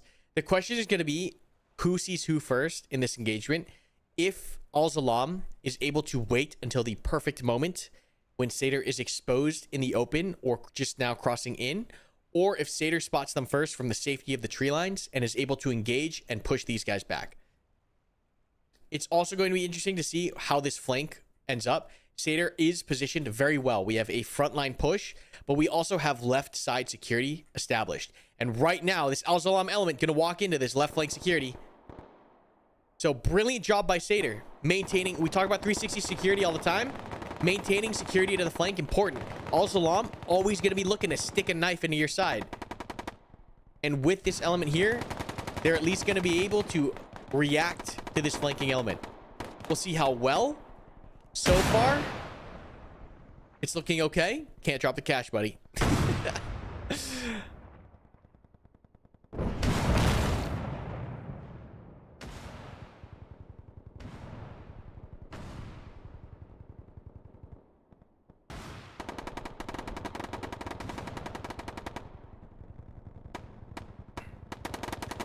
Yeah, Satyr able to cut through these guys on the flank. So one thing to note about the asymmetrical balancing. Here's machine guns. Oh, yes. Satyr was able to spot these guys. I guess I should have known, right? They spotted them very early on, and Al-Zalam opted not to reposition. But now we're seeing this. This is going to end up being quite an interesting problem. Does look like Satyr went for... Oh, my God. Satyr, you are cracked right now. Like, Satyr is perfectly watching that left flank security. Perfectly has his base of fire distraction element, and is moving a flanking squad in order to assault through this blockage. This is textbook platoon maneuvers and coordination. I don't know who's leading Satyr right now, but this is fantastic to see. Every problem has a solution for red team right now. They're even calling in that flanking element now to assist. We'll see how this plays out. Still, though, this is a tough fight. Open terrain, squads entrenched, supporting element on the high ground. But Satyr now has opened up, right? We screen this element like blockers, right? In football, like boom. I actually know nothing about football, so I'm just saying things. But these guys blocking this effort. Left flank comes out unhindered and is now able to sweep through. I don't know why. I'm too happy. All right, we're just having a good time, all right?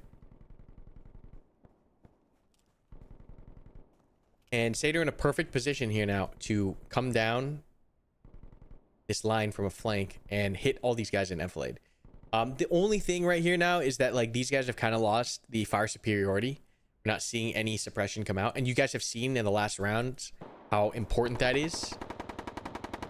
Yeah, because like once again, the last thing we want, right? The reason why we open up with the SBF, the reason why we do that stuff is so that we distract, overwhelm, deafen, wound the defenders, allowing the flank to come in as unhindered as is possible.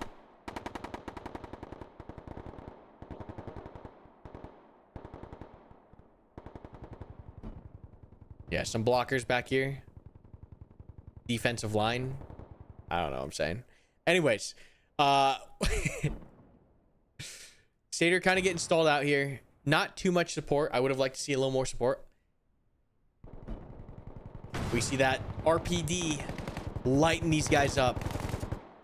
Great position here. Oh, this little hill is amazing. So bad. Did cause a couple casualties. Quite a few casualties, actually. And we can just see the supporting fire on that hill. Devastating. Devastating. I would almost like would have expected these guys to favor like these tree lines just because they know that this is up here. Like you're kind of forcing yourself into a 1v2. But I think they're just saying like we're the distraction element. Just distract, just distract, just distract. And they're pulling in the flanks. And I think this first cache, despite there being a significant amount of fire on Satyr's right squad here, is going to be able, I hear the drone, is going to be able to sweep this cache.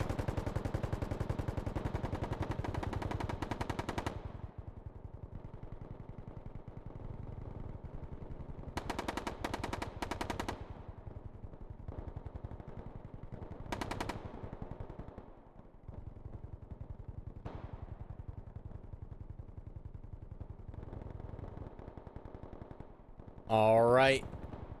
Satyr now making their assault in, pushing that left flank in. They're getting aggressive here. Once again, if you're going to be aggressive, be aggressive. Would love to see some suppression, some GLs, some smokes on this assault. That left flank really pushing in here. You can see the coordination, right? Both squads. Well, like, you don't really ever want to have both squads moving if you can avoid it. But, like, this is okay, I think. There's just too many numbers here. See suppression on that right. Machine gun fire going out. GL's going out. We're seeing it now. Big boom push. RPGs even. Straight up aggression from Satyr here. And they are shoving hard and fast on the left flank. Trying to overwhelm the single defender here. I will say killing or downing this squad commander is very important. He is the only one with C4 to blow up the cache. Gotta be careful though. We gotta clear this guy out.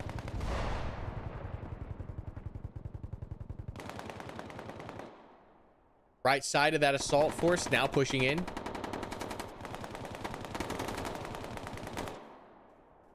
But great two squad coordination. Technically even three, right? With this, I mean, it's a platoon effort. Honestly, like blocking element to the rear, distraction, two squad push. Some Al-Zalam elements were able to sneak through, and this can cause so much damage. Like getting Al-Zalam forces in your lines is terrifying, because the second you intermingle and cause PID issues, or you break a certain line in the perimeter, you can just cause so much damage. Oh my goodness, though. Al-Zalam coming in clutch. Countering the assault. I don't even know how these guys got in here. But they wiped that squad pushing up. Once again, be aggressive, but don't rush to your death. Right? Make sure you're clearing everything. Make sure you're still controlled. Don't just run in. The smokes are good. Like, there's so much skill involved. Like, I want to say that first and foremost as well. This is not an easy game. There's so much going on. Platoon coordination, communication, seeing your enemy, being able to shoot the enemy, using the right munitions at the right time, using enough speed, clearing certain areas that need to be cleared, dealing with casualties that occur on the assault. If your squad leader goes down, that's a big hit, because he's the one controlling or even coordinating with the other squads. Like, it is not an easy game. I know it looks like a first-person shooter, simple run around, click, click, click, but I guarantee you the coordination that these elements are using in order to pull this stuff off, and that is also why having Al-Zalam get in your backline is so... Oh my god. Someone is clip farming. Someone is clip farming. Someone's trying to get a YouTube clip. Now, the most embarrassing thing would be if this guy turns around. He is direct west now.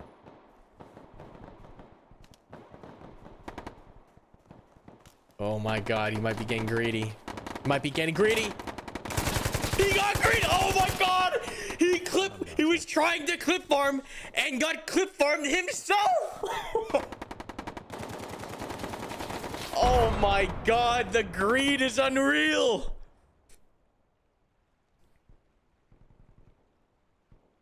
Oh my god.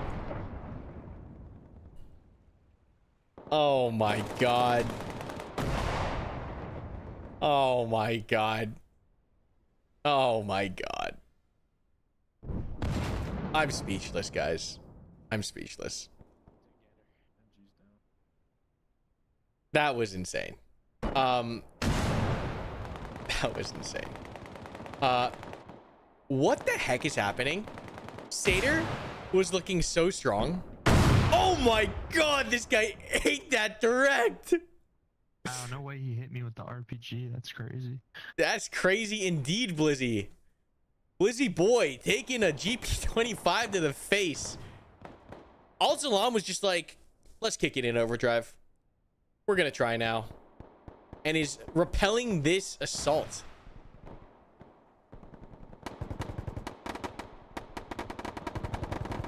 What an insane turn of events.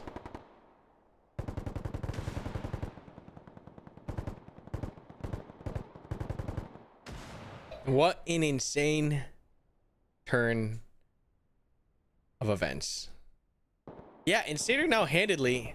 So we talked before even about how fragile the match is. Like you have to be super careful because the margins are so thin on like how dramatically different the outcomes can be. And what I mean by that is because of some effects on the left flank, on the right flank of how this fight has gone, like if this tips into Al-Salam's favor, like we could be looking at a full Satyr wipe here, which would send them back to main base. They'd have to trek back in. And now we're looking at an entirely different match. Satyr was very handedly in control of this game, but just got overzealous or could not finish or whatever the case may be. Al-Salam resupporting off that top hill. Brilliant call from that squad leader to crash into the building and provide support. Has now wiped the element assaulting. And we talked about that chaos in the back line. This RPG gunner now in the line just causing so much chaos. And as Al-Salam, that's what you want to do, right? There's a reason for Al-Salam why the fire teams are set up 3-3-2, right? It's so that we give you the freedom to maneuver like this, right? Because that's what you want to be. You're a hit and run element. You don't have any body armor. You have like less ammo. You need to use the mobility to your favor. That being said, it's not done yet. Still some Satyr fighters here on the ground.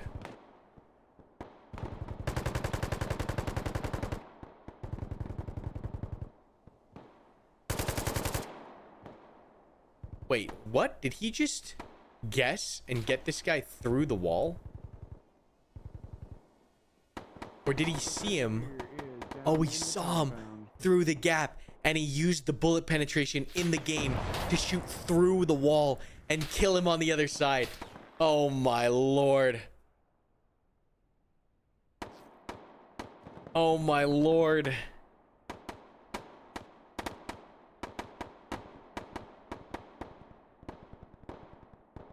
Al-Salam rallied so hard. They rallied so hard. You can even see like those squads that got killed earlier now coming in finally. Support for Rangers, that left flank blocking thing coming in now, but there's still some elements in the back line.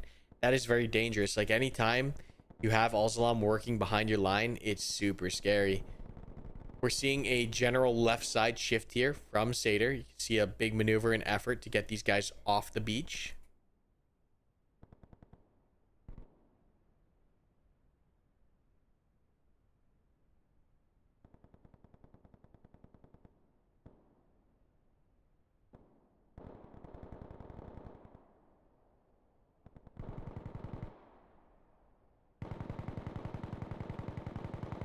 Automatic rifleman just throwing down rounds here. Yeah, Seder assault number 1 completely repelled. This is gonna turn into a fight, and that is not what Seder wants to see, right? I think Seder was hoping for an easy W on the first cache. This is now going to turn out into a brawling engagement. We talked about this briefly with not pairs, but dance.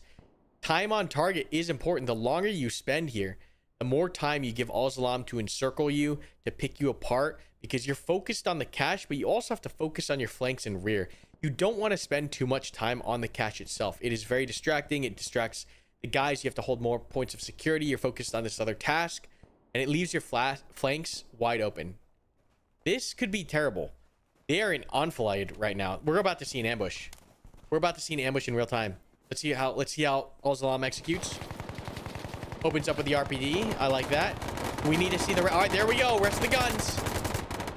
Amazing ambush. I would have liked to see some RPGs, frags, and GLs. We're seeing that now. A little bit slow, but decent execution here. Come on, where are the GLs? There you go. That's what needed to happen. Good frags.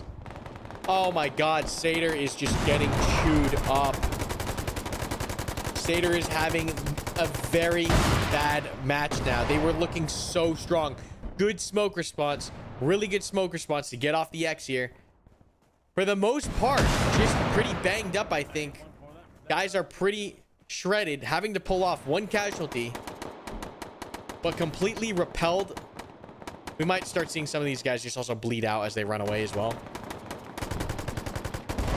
Overshot on that RPG. I have no idea where that thing went.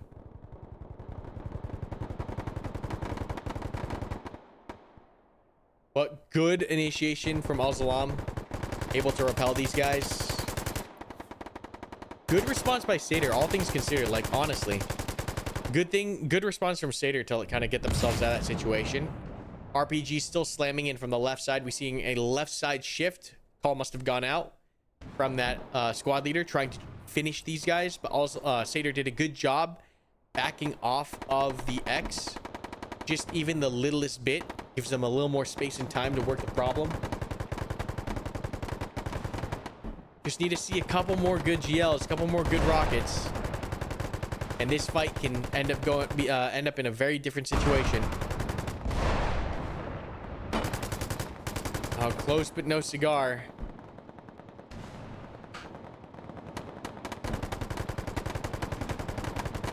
Seder has got to be hurting down here. I will say this PKM is being able to like suppress a lot though. This guy's putting in a ton of work. Yeah, that PKM single-handedly is keeping this entire element alive. Yeah, you can see like the decision to come off the X even like 20 meters. Invaluable decision right there. Invaluable. Absolutely critical decision right there from that squad leader. Fantastic work. Perfect response to near ambush. Smokes, frags, full auto mag dump. Smokes, get off the X. So brilliant response from this squad leader down here. Or whoever made that call. We're seeing support from that hill again. Super good position to be in. Al-Salam's defense is looking stronger by the minute. Reinforcing element coming across the river now. It's looking like lines are being drawn at this point. We have Al-Salam all up in the trees along the river. And Seder kind of main pointed around this school, trying to find a gap into the objective, whether that's the left, right, or center. But Al-Salam just doing a great job. Now we're going to see here, and I zoomed out a little bit more. We saw it. The encirclement. Right? We talk about time on target, spending too much time on the X. What could happen? It means that Al-Salam gets freedom of maneuver. It means that they're going to try to encircle you. And this is a dangerous position to be in. This is it's literally Al-Salam's hands are going around Seder's throat right now. And the question is, are they going to be able to execute this encirclement? Fantastic communication from all elements involved on Al-Salam right now to maintain this kind of encirclement. And I think we're seeing that first assault come in now with 1-4 into the school.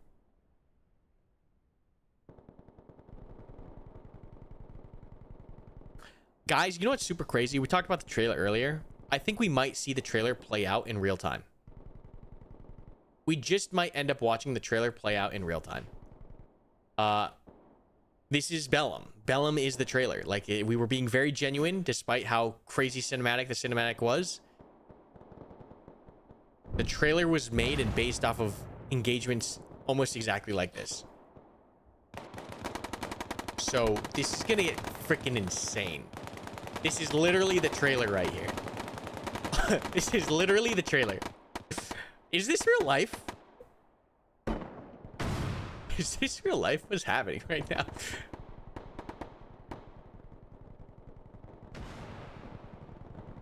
This is crazy.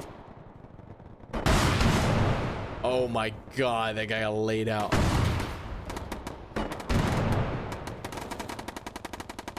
Alright, it's not exactly the trailer, but it's pretty close. Al-Zalam, the call must have gone out across all platoon nets to close in and kill, because we're seeing multiple elements from all sides push in now.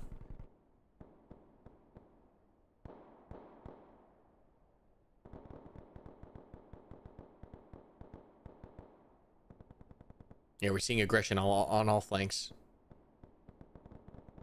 Oh, what's the PL doing? Yo, PL. Oh, careful. What are we doing alone? What are we doing alone? Bad spot to be alone. Bad spot to be alone. All things considered, Sater's doing a great job holding the line. I was about to say that. What happened here? These guys get overrun. Oh my god, what happened here with the spacing, boys? Yeah. Oh my fuck, there's no way. Sater overrunning flanks now. Excuse me, Al-Zalam overrunning flanks now. We'll probably have to see some kind of defensive effort from Sater here.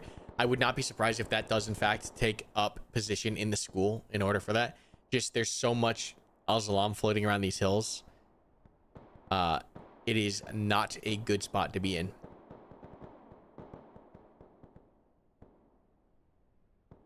I mean, this is kind of the trailer, right? Is this close enough? Can we call that?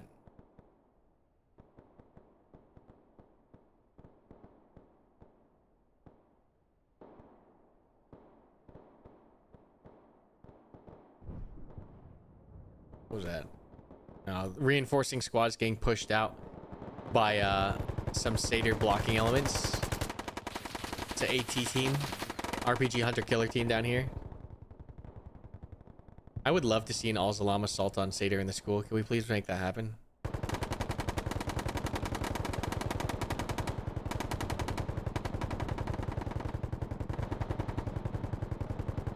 This is a messy fight. This is a super messy fight.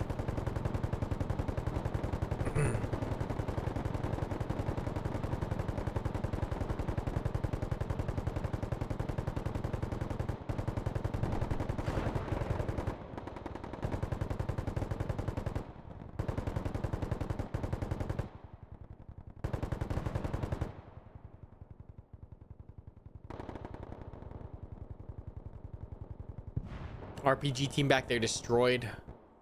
This is not. Oh, this is gonna suck. This is gonna absolutely suck. Some smokes to try to get out of it, but there's nowhere to go. There's open space in all directions here. These guys are getting chewed up. Sater boxed in. Bro, Sater was looking so clean at the start. Sater was looking so clean at the start, but like, look at how delicate the match is. It's so crazy. It is so crazy. Al-Zalam doing a great job counterattacking here on all flanks. They're even getting so aggressive here to try to get intermixed. RPGs in the rear. This squad's toasted. They're just gonna come down to an Alamo in the school, which is super cool. It is super cool that we're gonna see an Alamo in the school. There's not that even many guys here. They can't even organize a proper defense, I think, with this number. Oh, this is literally the trailer, though. Like, this is where they were in the trailer. Shooting RPGs into the school. That's crazy.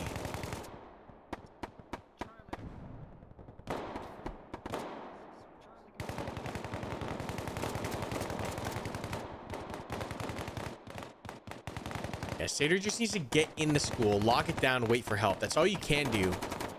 That's all you can do here. Get in the building. Get out of the courtyard. Get shot in the back and everything. And just lock down the entrances the best you can. And pray that the rest of the team can reach you.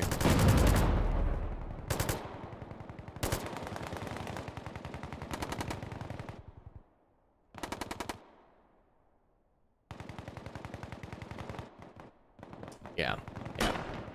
We just need to organize the defense, guys. Please, please, for the content. See, this guy knows what's up. This guy knows what's up.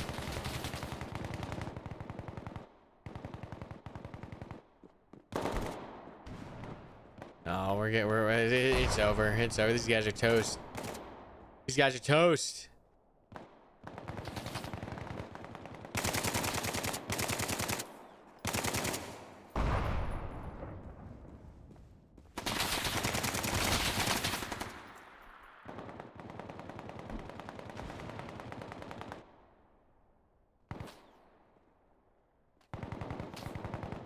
Can you imagine what these guys are going through right now? Oh, they're getting people up though. They're getting some. What is that? Is that an ID? Or is that in Claymore? Oh, that's the 155 ID. Where is the saboteur? Oh, there it is.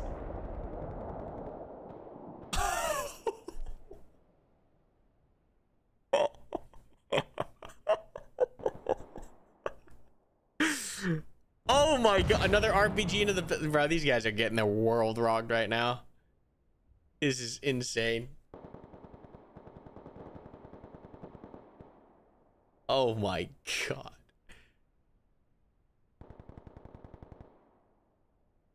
Platoon commander's running for his life. Trying to evade. It's caught. Satyr's in complete shambles right now. I'm sorry, guys. That being said, there is room for them to get in here and get the cash. Al-Salam was like, yeah, who needs the cash? We're just gonna beat you on manpower. And he's shoving it now to eliminate the remaining Satyr element here. This is an insane match. I think this guy's the last guy standing.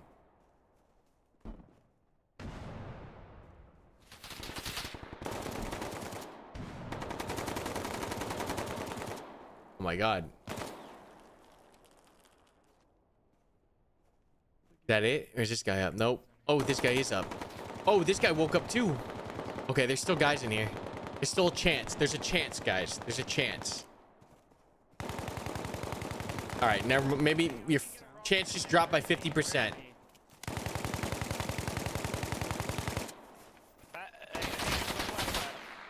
Oh, what are we doing? Careful. Oh, repeat. Oh, okay. Oh my god. Oh my god. Whoa. It's a bloodbath. Oh my god, that nade was right on top of that guy. He's still up. Those crates, I think, help eat some of the frag. Oh my god, they're charging in.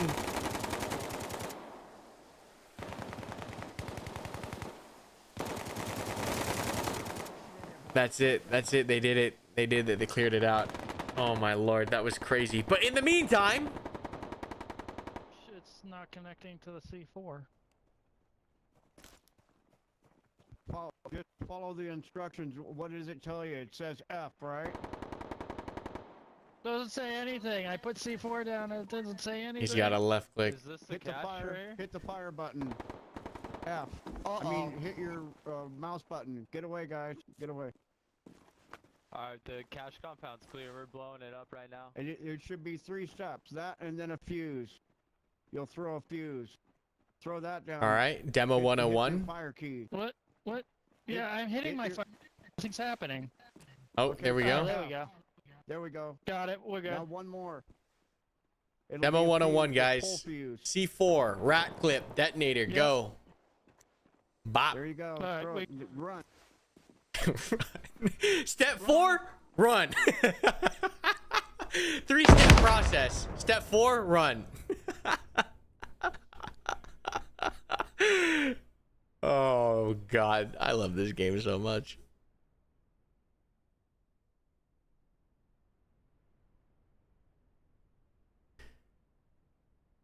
All right. Well, while we hit this lull here and teams kind of reset, I don't know if Satyr can recover from this. This is tough.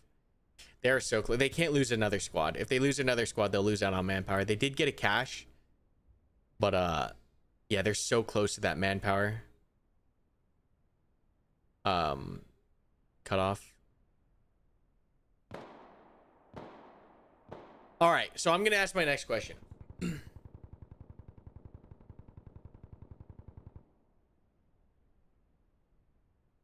No, I'm not gonna ask that one.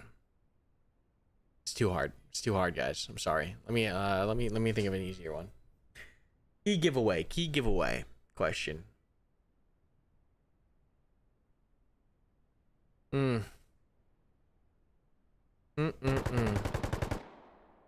Okay, this one's hard, but if you know, you know. What are the... Oh, God.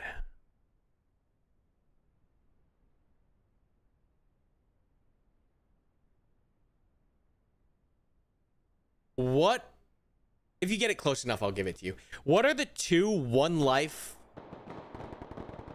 events that, like, one dash life, not like life events, but the one life events, like one life game events that influenced Bellum the most?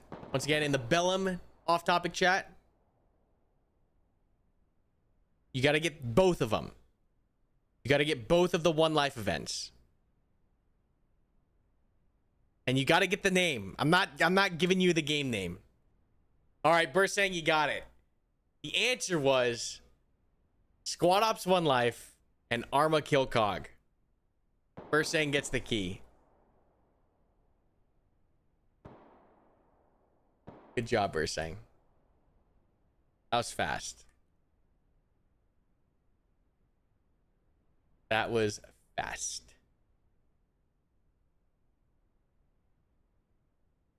All right. All right. That was a good one. I like that question. That was a good one. Okay.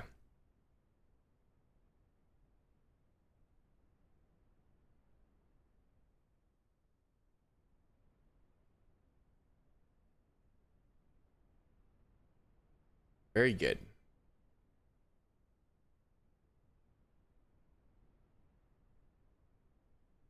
Satyr's just running. They look at it, hit and they quit it. That's what they need to do the first time. Get in, hit the cash, get out. You can see, like, right now, like, how look at this. Both teams are like, you feel it down there. Like, these guys are like trying so fucking hard right now to catch Satyr, and Satyr's trying so hard not to get caught. Look at, they're sprinting. They're sprinting to the water. There's so much urgency right now. That's insane. Oh, they beat him there. Oh my god, they beat him there. We're gonna hit these regular bridges back. Oh my god, they're not paying attention.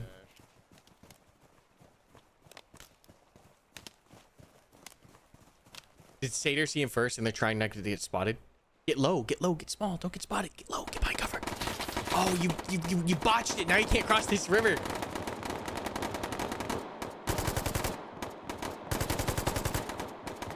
Oh my god. They're in enfilade.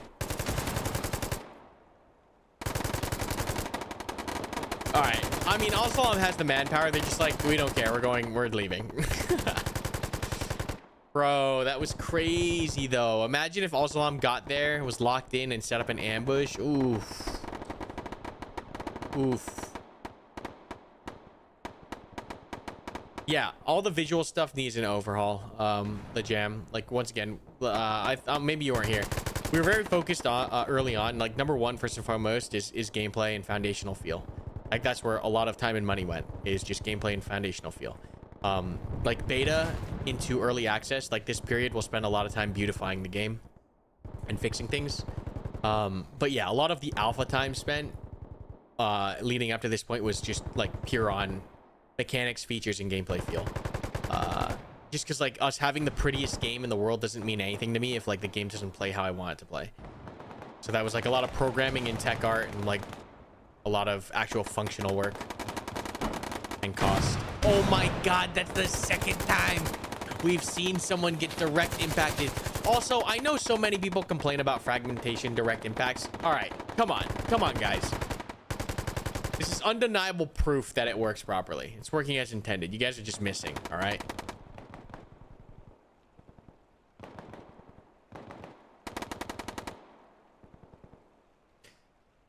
But these guys got like laid out. What the heck happened? Holy crap. 1-2 Al-Salam just did bop, bop, bop, bop. Oh, this guy alive? This guy's alive. Yeah, no body armor. You're super thin. Body armor actually like kind of crazy. Body armor. Oh my god, this guy just got murdered from the high ground. Good RPG. Oh, friendly. Good friendly RPG. You know, we love those. We love those. Yeah, I mean, they stopped the crossing, actually. Al-Salam stopped the crossing. It was a little more costly than I think maybe it should have been. But they did block Seder, and I do think that's going to close out the match. We're just so close on the manpower at this point.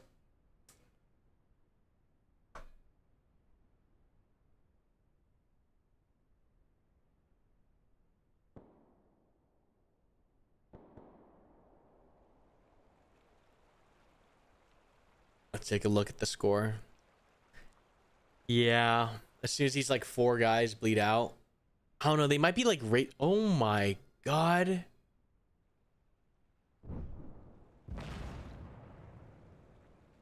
He made it, but he does not have the C4. He does not have the C4, but he made it there. Crazy. Seder was so strong in the beginning, but like it's so razor thin. Like, if you're watching this and you're wondering how this happened, it's like the second you can get any Al-Salam element, like small element, into the line or on the flank or in the rear, like it's so devastating. Like it's the conventional force needs to really maintain clear lines in order to repel anything properly. The second you get within those lines, this guy's being patient AF.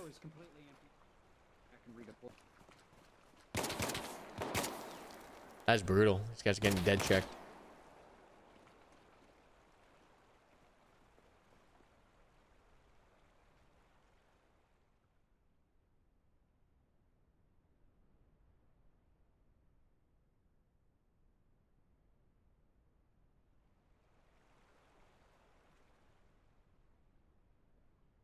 Yeah, right now beta testing is only weekends. Early access will be 24/7 access, but we want to maintain proper match quality.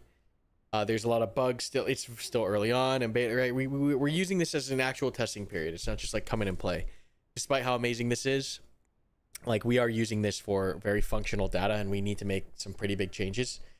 Yeah, the team is super small, and so like we want to make sure that we can control as much of that as possible to make sure we can deliver the most, effective, good product for you guys. And we truly do believe that weekend playtests are the way to do that, just to make sure that we can focus, like really focus. Because otherwise we're busy like trying to maintain the build weekly and then also push new updates, and the team is just not that big. There's just 15 of us full-time across like programming, art, and then all the supporting disciplines as well. Animation, sound, like it's a pretty small dedicated team, and I don't want to stretch us too thin while we're in this current beta stage.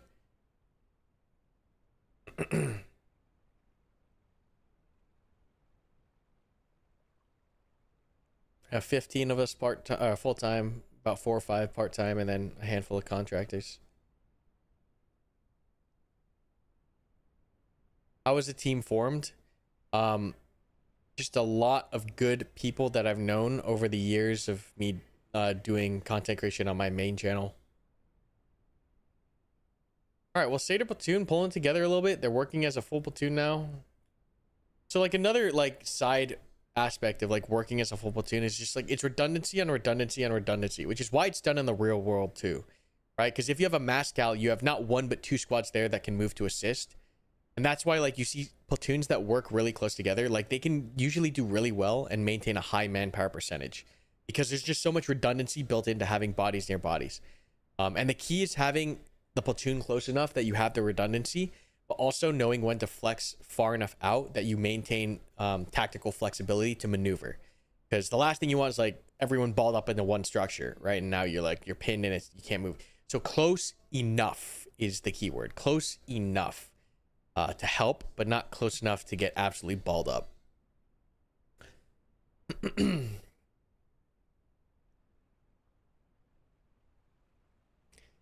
Error, you bought Bellum Deluxe as soon as you saw it and you're so happy you got the March access. This game is all you've been playing for 2 months.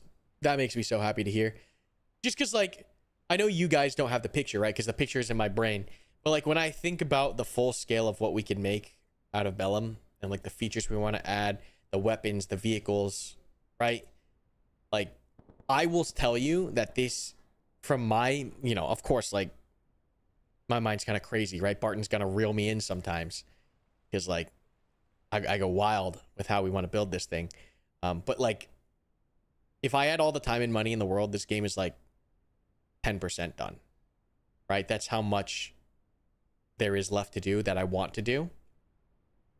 And that's like, once again, that's like everything I want to do ever in a milsim tactical game. Like that's everything. We're only about 10%, maybe not even, I'd say 10% is probably fair. 10% of the way there. But like we don't have to get that far, that full 100% for the game to be done. That's just like my dream game, dream game. Where like I have all the money and hardware and amazing developers to work with in the world.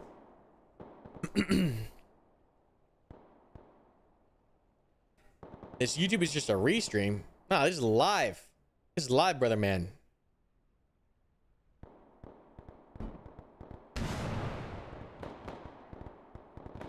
Do I do any actual technical work? Like mostly design and direction is what I do. What is happening right there? Someone's body is like wigging out. That's an interesting one. Well, it only happened at that range. What the heck? Yeah. I mean, like I'll go in and I'll tweak things and I'll design things. I'll balance like all the gunplay, right? Cly sets up all the systems and then I get in there and I tune everything. Oh, good RPG. Oh, landed just on the opposite side, and that rock is too thick to penetrate.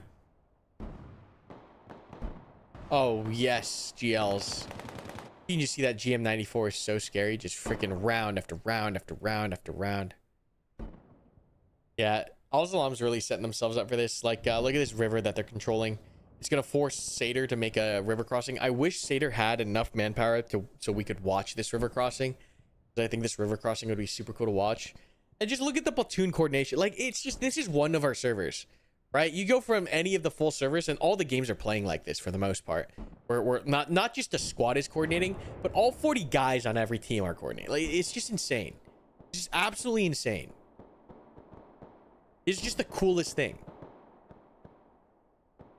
Like, everyone on the entire team understands what is at stake or the mission at hand. And works together. It's just magical. Just magical. Across this bridge.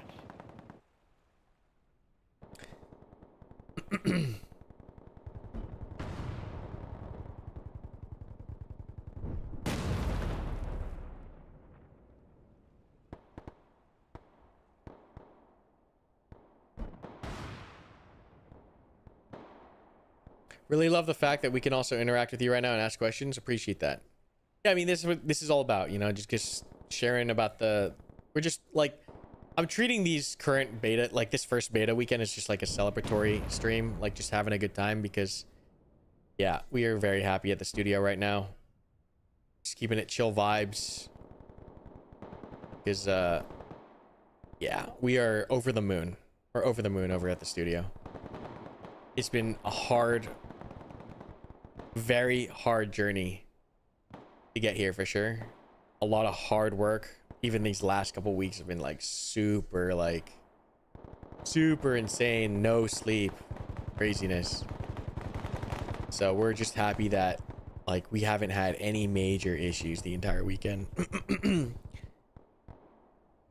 We're very happy and proud of what we got right here, and we're super glad that you guys are enjoying it. How and why did you name it Bellum? When we started the project was named Project Bellum, just because like that was like, that's just what it was, Project Bellum. And then we thought like, okay, how are we gonna make the name? Like, what are we gonna name this thing? And like, we had some cool names, we had some cringe names, but at the end of the day, like, we just realized that Bellum was just a super cool name. It was elegant, and it was short, and no one was really using it. And it means war in Latin, and that's just raw. And the game is raw. The game is very raw.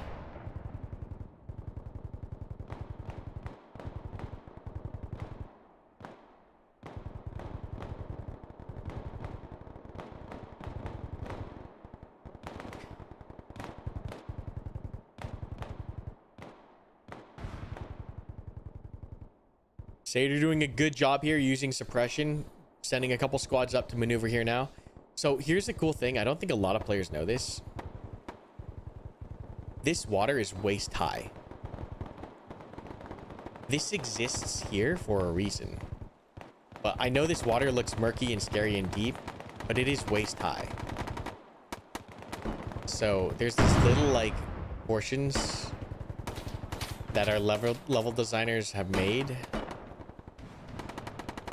for you to like maneuver up from the water, like here. So no one really knows that. But yeah, this is waist high water. But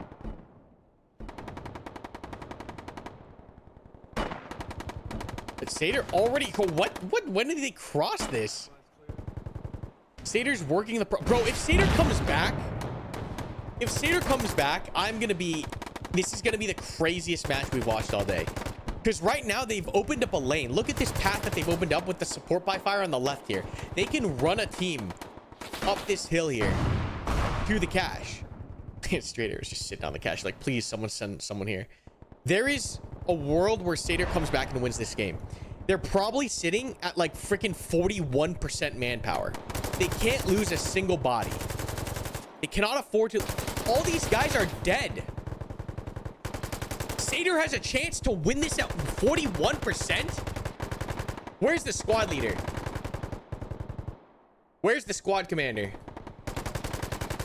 We gotta go. The lane is open. The teams have cleared the way. The cache has been found. Let's do this. Let's do this. Come on. Hail Mary right now. Let's go. Hail Mary it. Hail Mary it. We got this. There's no way they pull this off. They're at like 41%. If they pull... Al-Salam's completely out of position. This base of fire, it's just putting in so much work.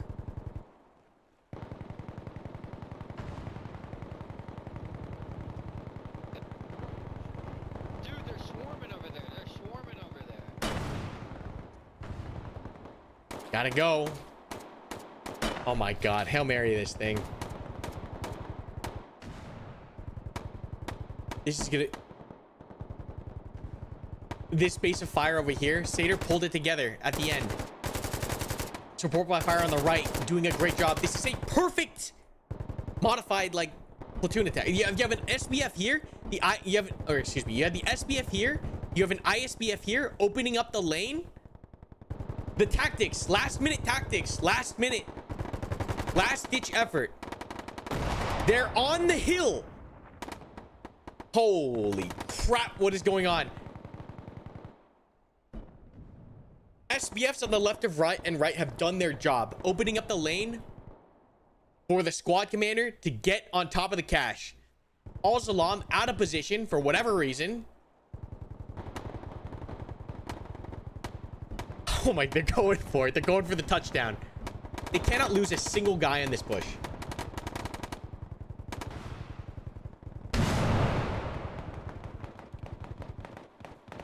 Oh my god, guys. You're so close. Last 10 yards. There's congestion happening. Squad lead. Oh my god, if someone kills. Nope, nope. Support coming in. Come on. He's looking for it. Can't find it. We're on the hill. this smoke might smoke it out to where they can't see it.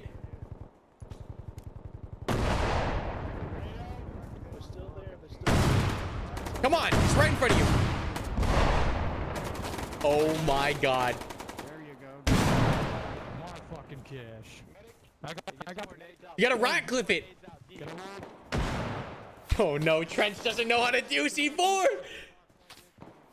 No one read the field guide. No one read the field manual. The fuse is not attached. Oh my god, I can't watch.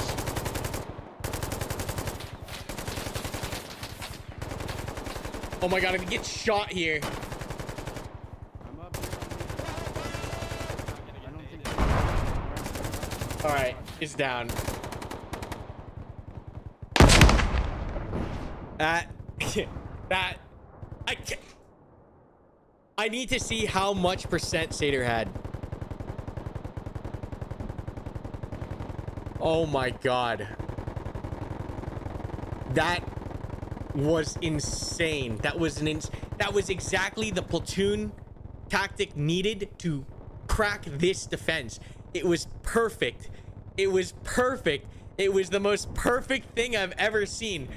SBF, ISBF, murder, murder, murder, murder, murder, support, suppress, suppress, suppress, pushed in. Oh my god, what am I watching right now? This can't be real. Oh my god, I need to see the manpower percent. Someone do math. What's 68 out of 117? I wish I had better tools for this, guys. I'm sorry. Let me pull out a calculator.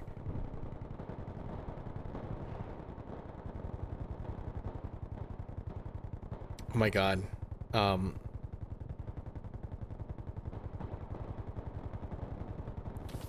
That's insane. Ooh, that is insane.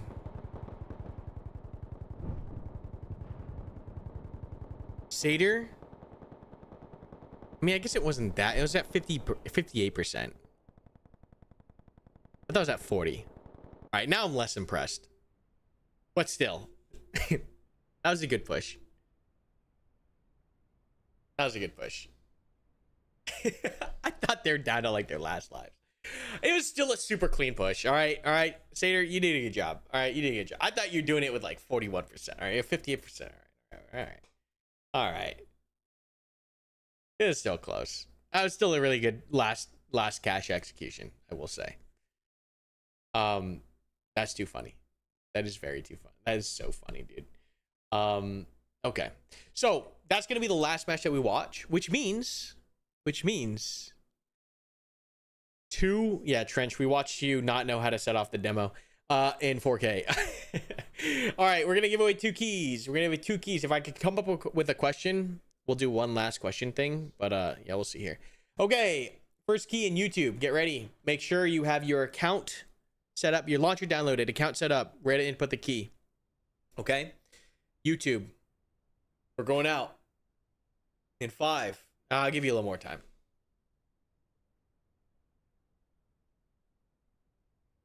Give you a little more time.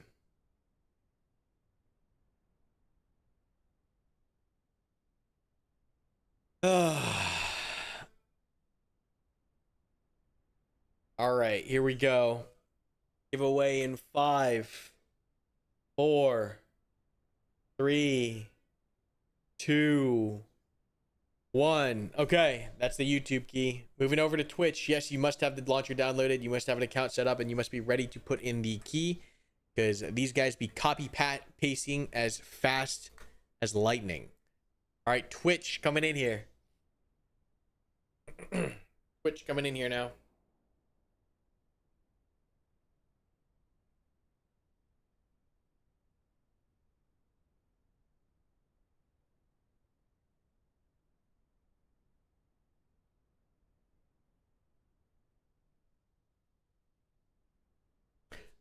Don't try to redeem the key on Steam. That's not where you redeem it. You redeem it through our launcher on playbellum.com. All right, here we go on Twitch in 5, 4, 3, 2, 1. All right, now let me see if I can think of a really fast question for my last question, boys. Once again, this question will be done in the giveaway in the off-topic chat in our Play Bellum Discord, discord.gg/playbellum. Off-topic chat. Let me think of a question. Let me summon the last brain cells I have today. Okay. Let me summon the last brain cells that I have. What are we going to ask the dear viewers in order for this last deluxe key for Saturday? What is this question going to be? What do we do here? What do we do? Let's ask.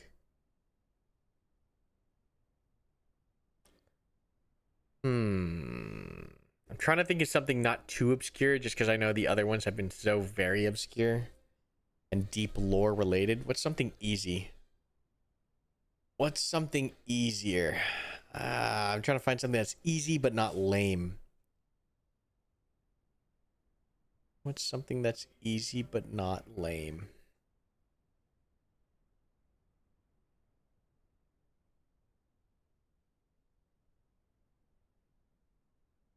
I'm so tired now. It all just hit me all at once. Let me think here.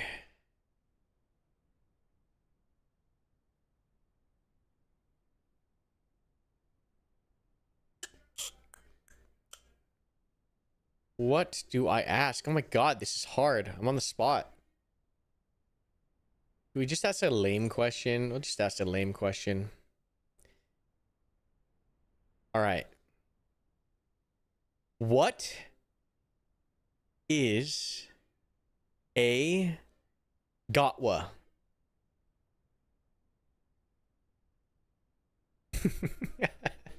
uh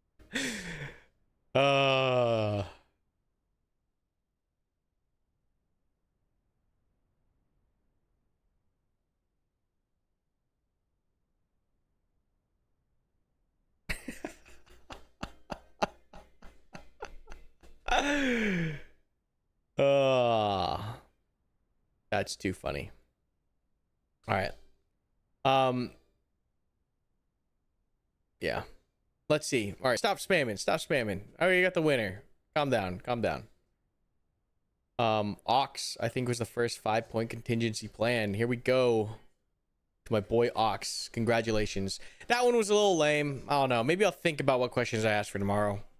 But I had to throw out some LARP question. You know, just had to do it. Just felt it in me, you know? Just felt it in me. But congratulations, Ox. Good stuff. Otherwise, that's going to be it for today. Really do appreciate it. Yeah. Thank you so much for watching. It has been a blast. Day 2 of this weekend. We'll be back tomorrow with more game keys and some more streams from the top-down perspective. It has been very fun. And we will catch you next time. Thank you so much again. Check out the game at playbellum.com. We'll see you next time.